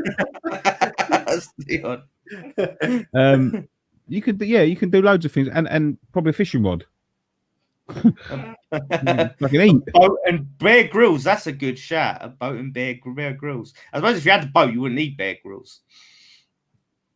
He would just want to make you drink his piss or something, wouldn't he? I'll eat Bear Grylls. Just chuck him on the fire. Yes, But someone said Graham is the West Ham fan TV of troops. You could get two different people if you try. No, man. Honestly, he definitely ain't. He's the complete opposite to troops. Hello, everyone. Yeah. Don't tell me that. We was watching a video today, man, from back in the days when we was trying to teach Graham how to do presenting, and Graham, like, bless his heart, he's never got it. Like, don't get me wrong, when we all started, we was, very amateurish and amateurish now, but I mean, even back then, shy, didn't really know what to do, didn't really know how to start things and all that sort of thing. I remember explaining to Graham about 20 times about how to sort of like intro a video, and it was going on for ages. He was trying to do it for ages, right? So in the end, I said to him, all right, great, I'll tell you what I'm going to do. I'm going to start Have we got it? Have we got the video? Have you still got it? We could put it out probably. It was going on for about half an hour. He couldn't intro the video. I said, I'll tell you what, great, I'll start the video, and then like I'll start it like it's a question, and then you can sort of ride into it. And I was halfway through, like we started it. It was halfway through, I said, right, great, we've got to say it. And halfway through, out of nowhere, he just swans his neck and goes, hello, everyone. I suppose you had to be there, really. It honestly.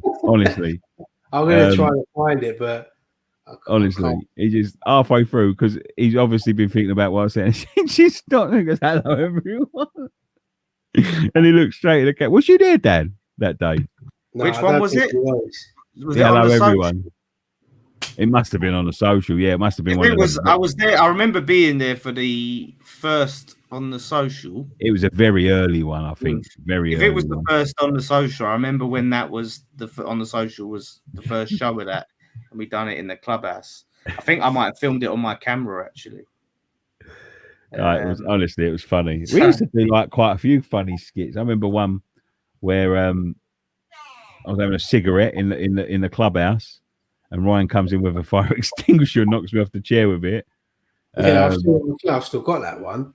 We've done one where we pretended we was setting up, and Graham was in the cupboard, and we used to get him out on match days. No, do you know why? Because remember, I think Graham hadn't been on for a while. Do you remember? And maybe we done the thing where we was sitting around the table, and then Scott was like, "Something's not right here." And I filmed him walking into the cupboard, and then he gets Graham sitting on the floor with two of the East London Brewery beers. He goes like, "Yeah, can I come out now? Come on." We should do more of them again, Yeah, I think we might do. Cal Hughes says, what football match have you been most scared at, assuming Millwall or even Burnley when Roberto played for Nicky? Yeah, that was the scariest one for me, mate. I'll be honest, I don't think I've really been scared at a football game. I'll tell you one, right? I'll tell you one where I was scared, and I was fucking frightened for my life, right? And it wasn't. It was Newcastle away when you had to climb the stairs. yeah. It was my heart. My heart was no, but there was one right where we went to this place. We went to watch. What happened was, I went to Poland for a lads' weekend, right? With some of my pals from work, and a couple of them were Polish. I went to Poland, right? It was a total fucking waste. It was the biggest waste of a fucking. Actually, no, it wasn't a waste of a trip. But we right. Get this. So we goes to Poland, right? My mate's from Poland. We go to Krakow. He comes from Krakow, right? He's like, best place ever. Got a square there. It's the bollocks for it's so cheap and all of this sort of thing. It's going to be the anyway. Gets there. We leave straight after work on Friday, right? We all knock our bollocks off. We get up at 3 o'clock in the morning, right? Goes to work at 4 o'clock in the morning, so we can leave work early, all of us, because we all worked in the same place. And obviously, if we not, like a lot of us were booking it off, the place would have fucking fell to pieces because we was most of the workforce, right? So we gets up 3 o'clock in the morning, knocks our bollocks off all day, gets all of our work finished, so we can leave at 3 o'clock to go to the airport to fly to Poland, right? So we gets there and we are fucked. We are absolutely shattered, right? So we've got the whole weekend there. We come back on the Monday morning, right? So he goes, come on, let's go to the square, get a couple of beers, get a rest because we've got like long day tomorrow. We can get on it tomorrow in the cafes all day, and then go out at night. I was like, yeah, all right then. So we went out, went to a bar, it was buzzing. I was like, oh, can we just stay? I was getting a bit excited. You know what I'm like, right? I'm getting a bit fucking leery. Like, can we stay? No. Honestly, it'd be better tomorrow, and all that. So we had a couple of beers, went home just before midnight, right? Goes to bed, gets up in the morning, right? Goes out to the thingy. He goes, come on, we've got to go. We're having breakfast and we're going to get on the beers all day, right? So goes to a place in the fucking square, right? The square is fucking jammed. It's fucking packed solid, right? I was thinking, like, what the fuck's going on here, right? I was like, Cobra, it's fucking like there's thousands of people out there. And he's like, because we were standing like an Airbnb. He's like, nah, it's normally like that. I said, not that. I said, honestly, you can't move in this square, right? So I was like, look at all these people. They're walking around, people walking around with flags and all of that sort of thing. He's like, oh, there must be something going on, right? Goes to a cafe, orders a breakfast. I said, can you order beer here? He's like, yeah. And I'm like, can I have a beer, please, mate? He goes, sorry, no beer. I was like, okay. He said, he got no beer. Oh, it must be run out. We go next door. Anyway, goes next door to another cafe. Can I get a beer? Sorry, there's no beer. I was like, what the fuck? There's no beer, right? Anyway, looking at all these people walking around, it starts to dawn on us like something. There's an event going on or something like that. And I'm like, do you reckon there's like a festival or something where they're selling beer and they can't sell? He's like, yeah, maybe. I don't know. Anyway, he goes, don't worry, they'll have beer in the bar. We can go to the bar. They're not going to stop selling beer. Goes to the bar. Yeah, you got a beer? No, we're not selling beer. I was like, what? Why the fuck are you not selling beer? He goes, the Pope's in town. Right? I went, what? Yeah. He went, the Pope on that green, where the green is. He said, in that green over there behind us, the Pope's there. We're not selling beer until Tuesday because there's a 25. They don't sell beer within a 20 alcohol or anything like that within a 25-mile radius of where the fucking Pope is. So I looked at my mate Cobra, right, and I said to him, "Are you fucking joking me?" I said, "We've come out to Poland for a weekend." I said, "The Pope's here, and we can't get a single drop of beer. Are you joking?" He's like, "Nah, they'll sell it in the off license." I said, "I'm not sitting on the corner like some fucking hobo for the weekend, drinking fucking beer out of a fucking out of a paper thing." Anyway, he took us to this place, right, that looked like. Have you ever seen Eurotrip? Yeah. You know when they go to Bratislava in Eurotrip? Yeah. That's what it looked like, right?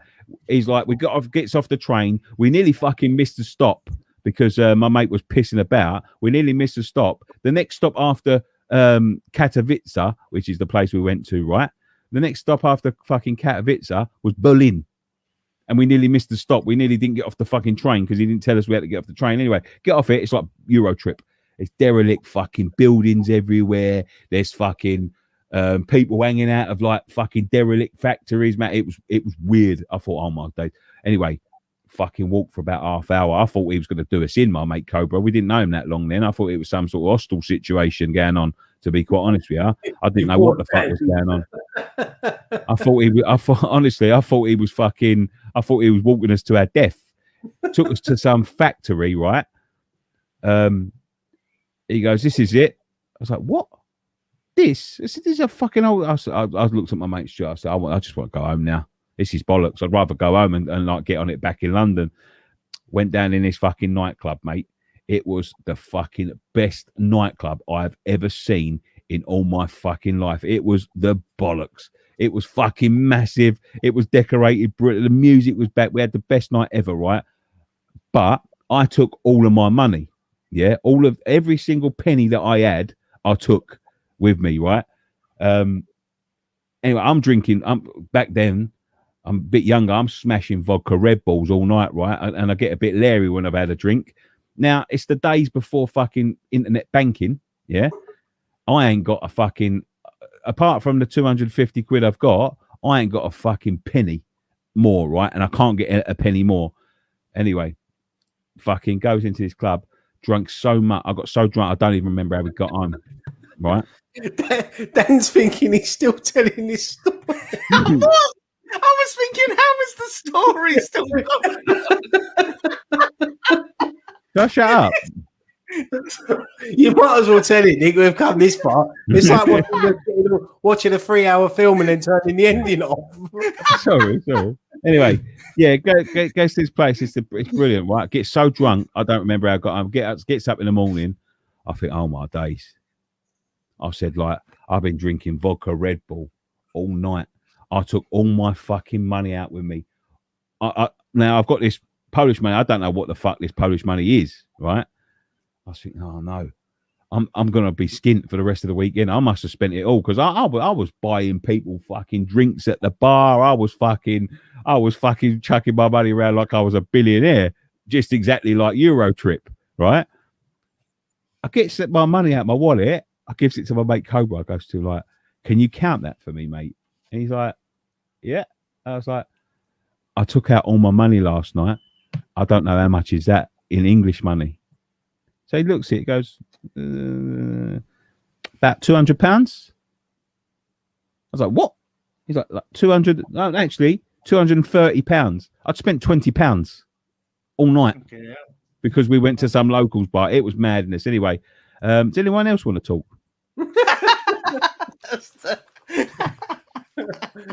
I don't know. But, oh my God. I'll tell you what, it was a great result last night, mate. We played really well. It's fucking Sunday now. Do you know what? That was a good season, wasn't it? It's so funny. The thing is, when Nicky tells the story, he goes into like the smallest detail. I think it was a bit cloudy that day. It was overcast. Listen, mate, when you spin a yarn, you spin a yarn. That's what I'm saying. If you want to fucking tell a story and keep everyone gripped, you have to tell it in detail. Nick, Trigger's saying, can you tell us it again, Dave? He did. Yeah. Yeah, I missed part of it, Nick. We're going to have to go back to the start. Oh, fuck off. Tell a story again. It was just funny the way because my internet turned off and I was gone for a while. I came back into the story. Still going. Oh, God. Good stuff though. But Poland, that does sound like the place to go. I tell you though, for a piss up. I'm sure Scott's been there a few times. I know, mate. You know what I mean? Some of them places. He's not putting his thumbs up that he wants to come back in, or is he putting his thumbs up? No, he's Poland. He's saying he's been Poland. He's been Poland, yeah, he's been Poland. He goes. Him and Graham go on their secret trips, don't they? Yeah. All right, great. Scott, where you been this weekend? Oh, we just went to Krakow. Oh, all right. I thought you weren't coming out. That's okay. Take some comments, mate, because we've sort of banned. Someone said, "Are you doing a paperback version?" I think it means your trip to Poland. I'm waiting for the 7-part film series to come out. Oh God! Look at Nicky's face. He's either froze or very disappointed. Oh my God! Yeah, he has froze. That says, Dan, if I make you do, if you finish 5th, I drink a cup of coffee if you drink a cup of tea. All right, I tell you, I'll do. I would have said 4th, but I'll make myself drink a cup of tea. You've upset him. He's upset. Really joking, Nick. We love the story. Look, it's all right. We enjoyed it. Come back. People, I'll tell you fuck what, that was brilliant. Some people want it on Kindle, some people want the audio book. I was just doing that awkward thing, where you just got to keep smiling through it. Yeah, you're just like just nodding and smiling. There he is, little part 2. Return of the Cobra. Oh.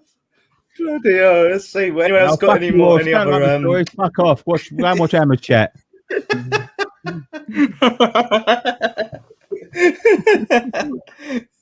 Oh God. No, it's all in good spirits, lads, but I won't tell anyone.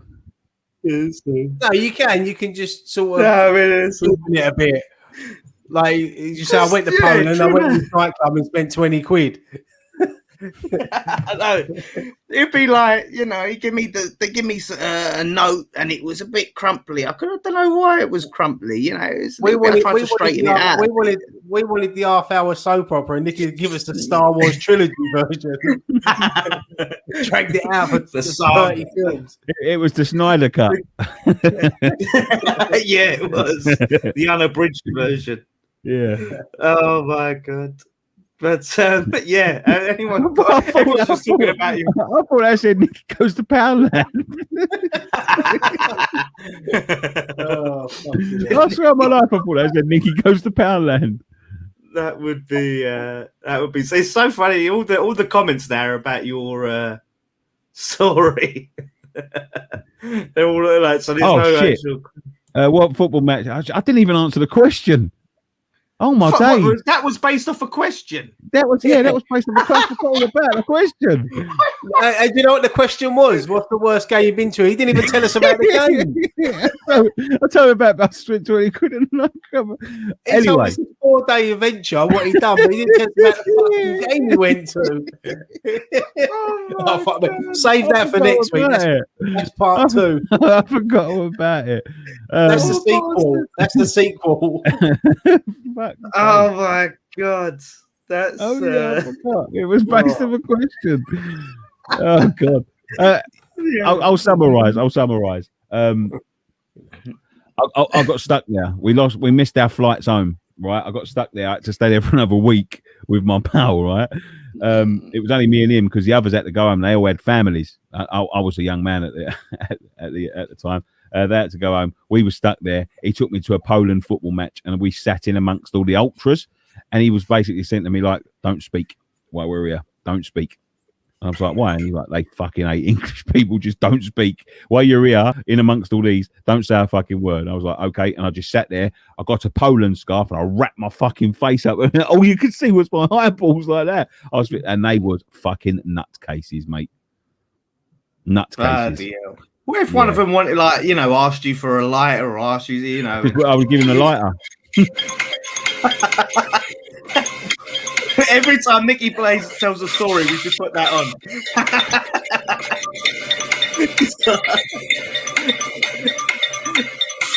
I did that. And then I thought I spent 200 odd quid. Then I only said, no, it's 20 quid. Dan, I swear on my life, don't get saucy, you bastard, because we've got to meet each other soon. I will slap the shit out of you.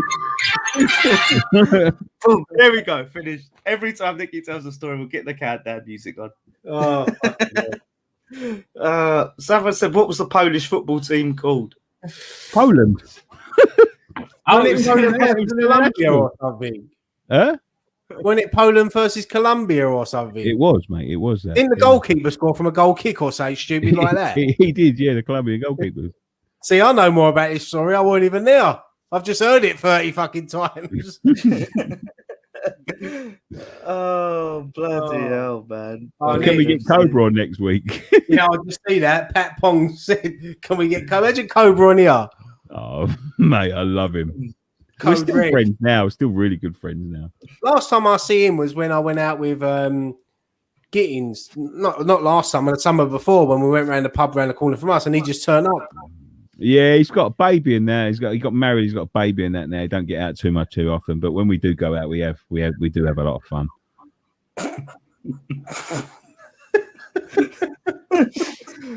Oh my When the story started. Oh Lord.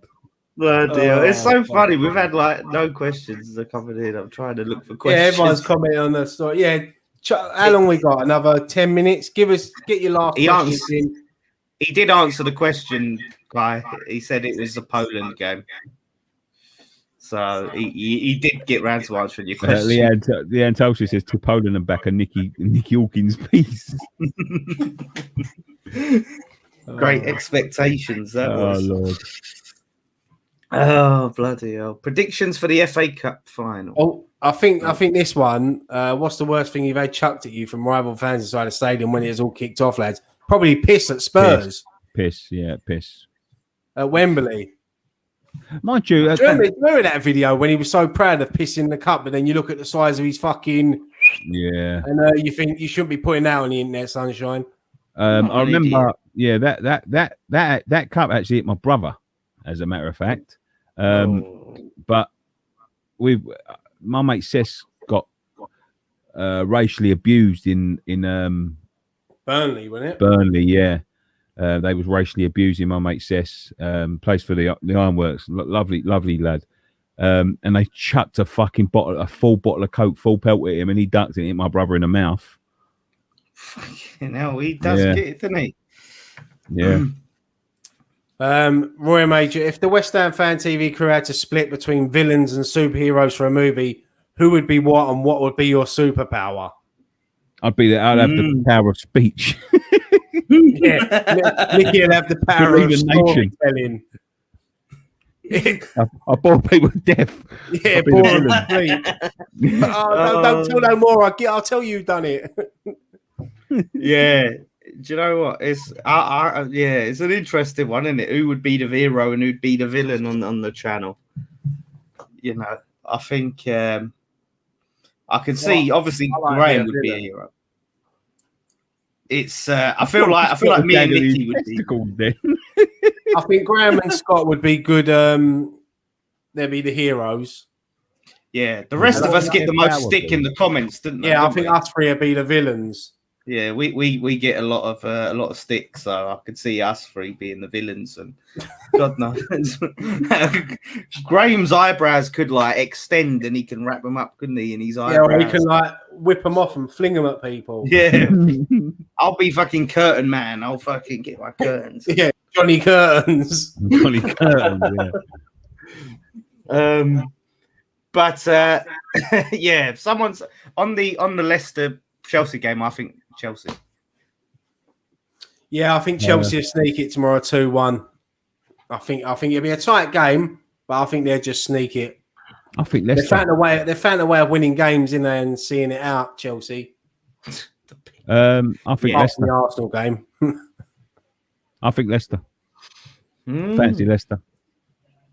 I think whoever wins one will lose the league game. I think that's it'd be nice for Leicester because obviously the fairy tale of Leicester City over the last 10 years they've never won the FA Cup, so it'd be massive for them to win it. But I don't know. I can just see Chelsea grinding it out and nicking it.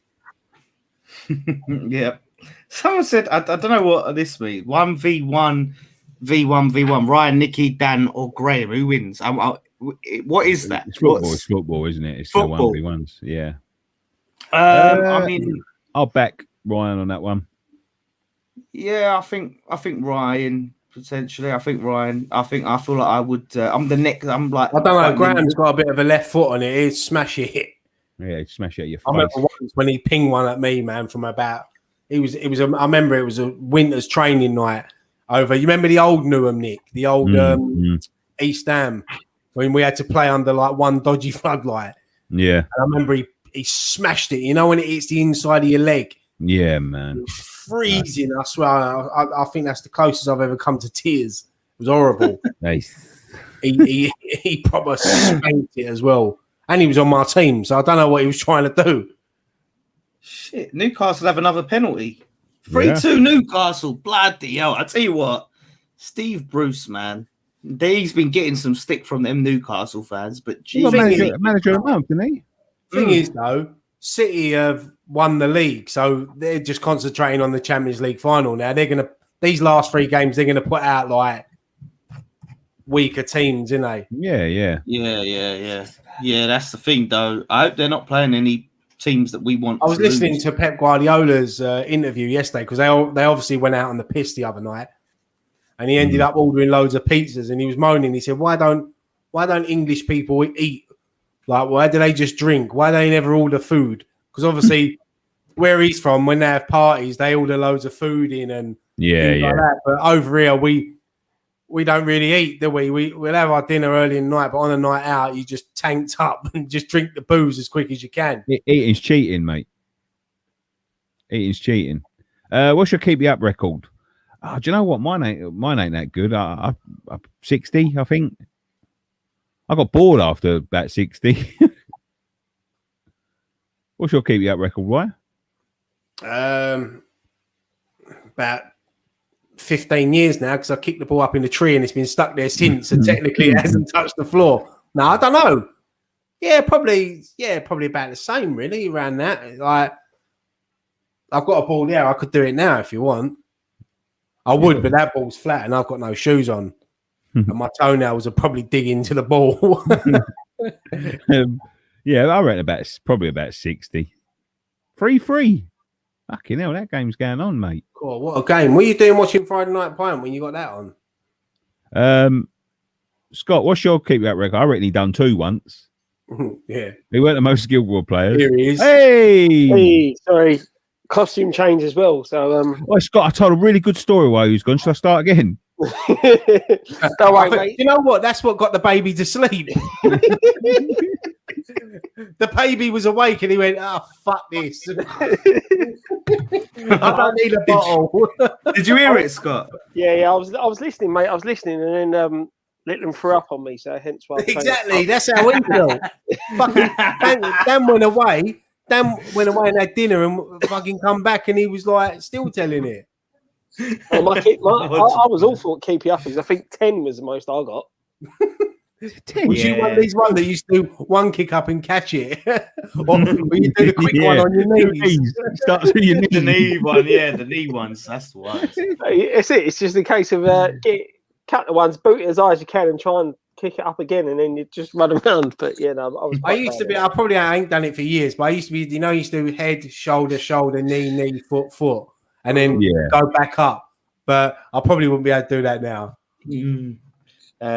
This one. Any of you got tickets? And obviously, me and Nicky aren't even in the ballot, in the running for it.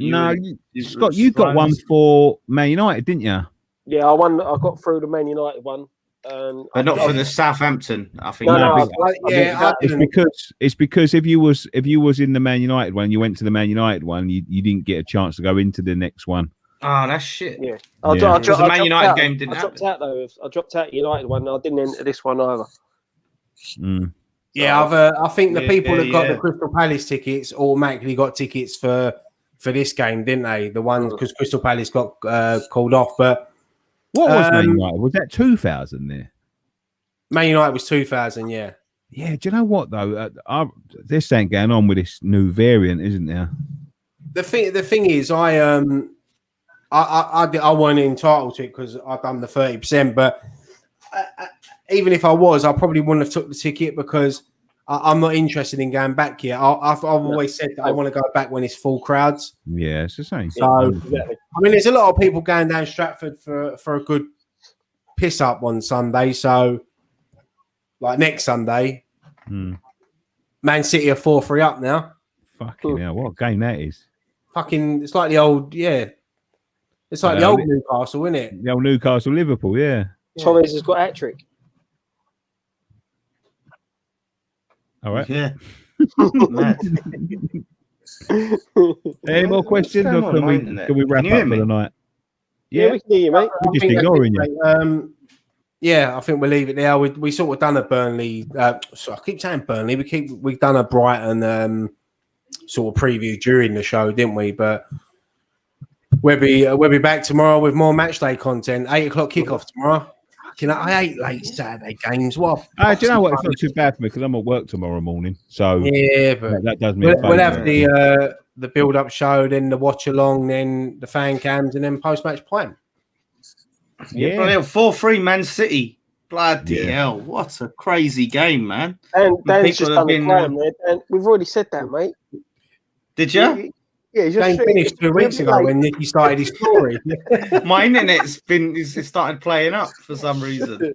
I told you about paying fucking 50 quid a month. Yeah. Anyway. Thank you very much for joining us on this edition of West Ham Fan TV's Friday Night Pint.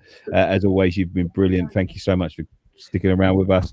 You can check out our new t-shirts. I've got one on here, the Virgil van Dawson t-shirts. I know that I think you boys are having a little delivery soon. I don't know whether Graham's got round here yet. I got mine yesterday, mate. Thank you. Yeah. Very nice. Not a delivery.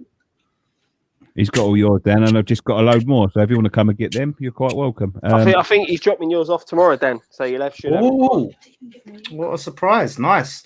Yeah, that'd be nice.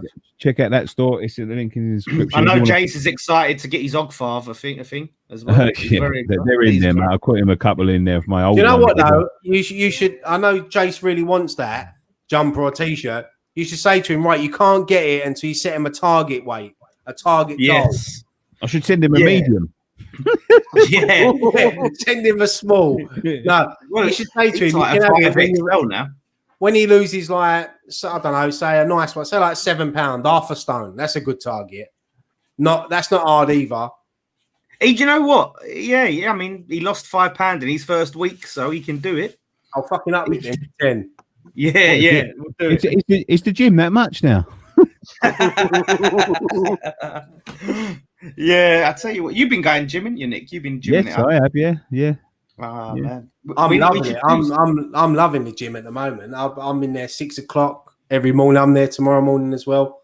No, I can't get in at 6 o'clock because I have to take my son to school when I'm on like mids and lates, so I can't get in there till after work. So. Before you go, answer poor Theodore to Pussycat's question. He's been asking it all night. He said he wants you to answer it. Who is better, Haller or Jimmy Demaz? Who the fuck's Jimmy Demaz? Who's that? Haller, that's your answer. Who's Jimmy Demaz? Who is Jimmy Demaz? Who's Nicky Haller? Yeah, Nicky Haller. Is that his I brother? love it. He's waited all night for you to answer his question. It's who the hell's Jimmy Demaz? That's the answer he got. Who is Jimmy Demaz? Does anybody know who Jimmy Demaz is? Jimmy, I'm taking it. Jimmy is a Swedish football player, so he's a winger who plays for Jimmy a Turkish Demaz. club. Jimmy Demaz, then. He's 32. Yeah, Jimmy. Jimmy. Jimmy Demaz. Who is Jimmy Demaz? I've never heard of him. Harley D'Amato. Who's Nicky Haller? Who's Rachel? Yeah, who's Rachel? Oh, fucking anyway, thank you so much for joining us on this edition of West Ham Fan TV's Friday Night Pint. As I said, we'll be building up towards the Brighton game on Saturday, tomorrow actually. So stick around with us tomorrow for all of our content. There's anything else left to say? No, mate. No worries. Go and see how much weight I lost on Dan my Jace. I'll see if I lost any weight. I'm trying. I said I don't want to be the biggest on the channel. If I'm the largest on the channel, I will never live it down. I don't mean to be rude, mate, but your mate is 26 stone. You're never going to be the largest on the channel. This channel. No, West Ham Fan TV. Oh. No, you'll always out of us. You'll always be outweighed by my tits. Don't worry about that. Yeah. Well, we'll see. I said I'm looking forward to seeing you in person, so we can see the full fucking. I was doing that. Don't worry, Dad. He's still got a nugget on him. Yeah, no matter how much fucking weight you put on, my head will always weigh more. Yeah. 3-1 West Ham tomorrow. I'm calling it. Let's have it. Come on, you eyes. All right. Thank you very much for joining us. We'll be back, as I said, for the Brighton game. We'll be back next week, leading up to the end of the season. Actually, it's next Sunday's the last game of the season, so it'll be the last Friday Night Pint before we finish up. So I don't think I'll be here for that one. So this is the last one. The last Friday Night Pint before we start planning our European tour. That's what you mean. Yeah, exactly. So until we Get go them to European Europe, tour and then t-shirts. we've started to plan the live one. So yeah, that'll probably be in July or early August time. So yeah, thank you very much. One thing left to say. Come on, you irons. Come on, you irons.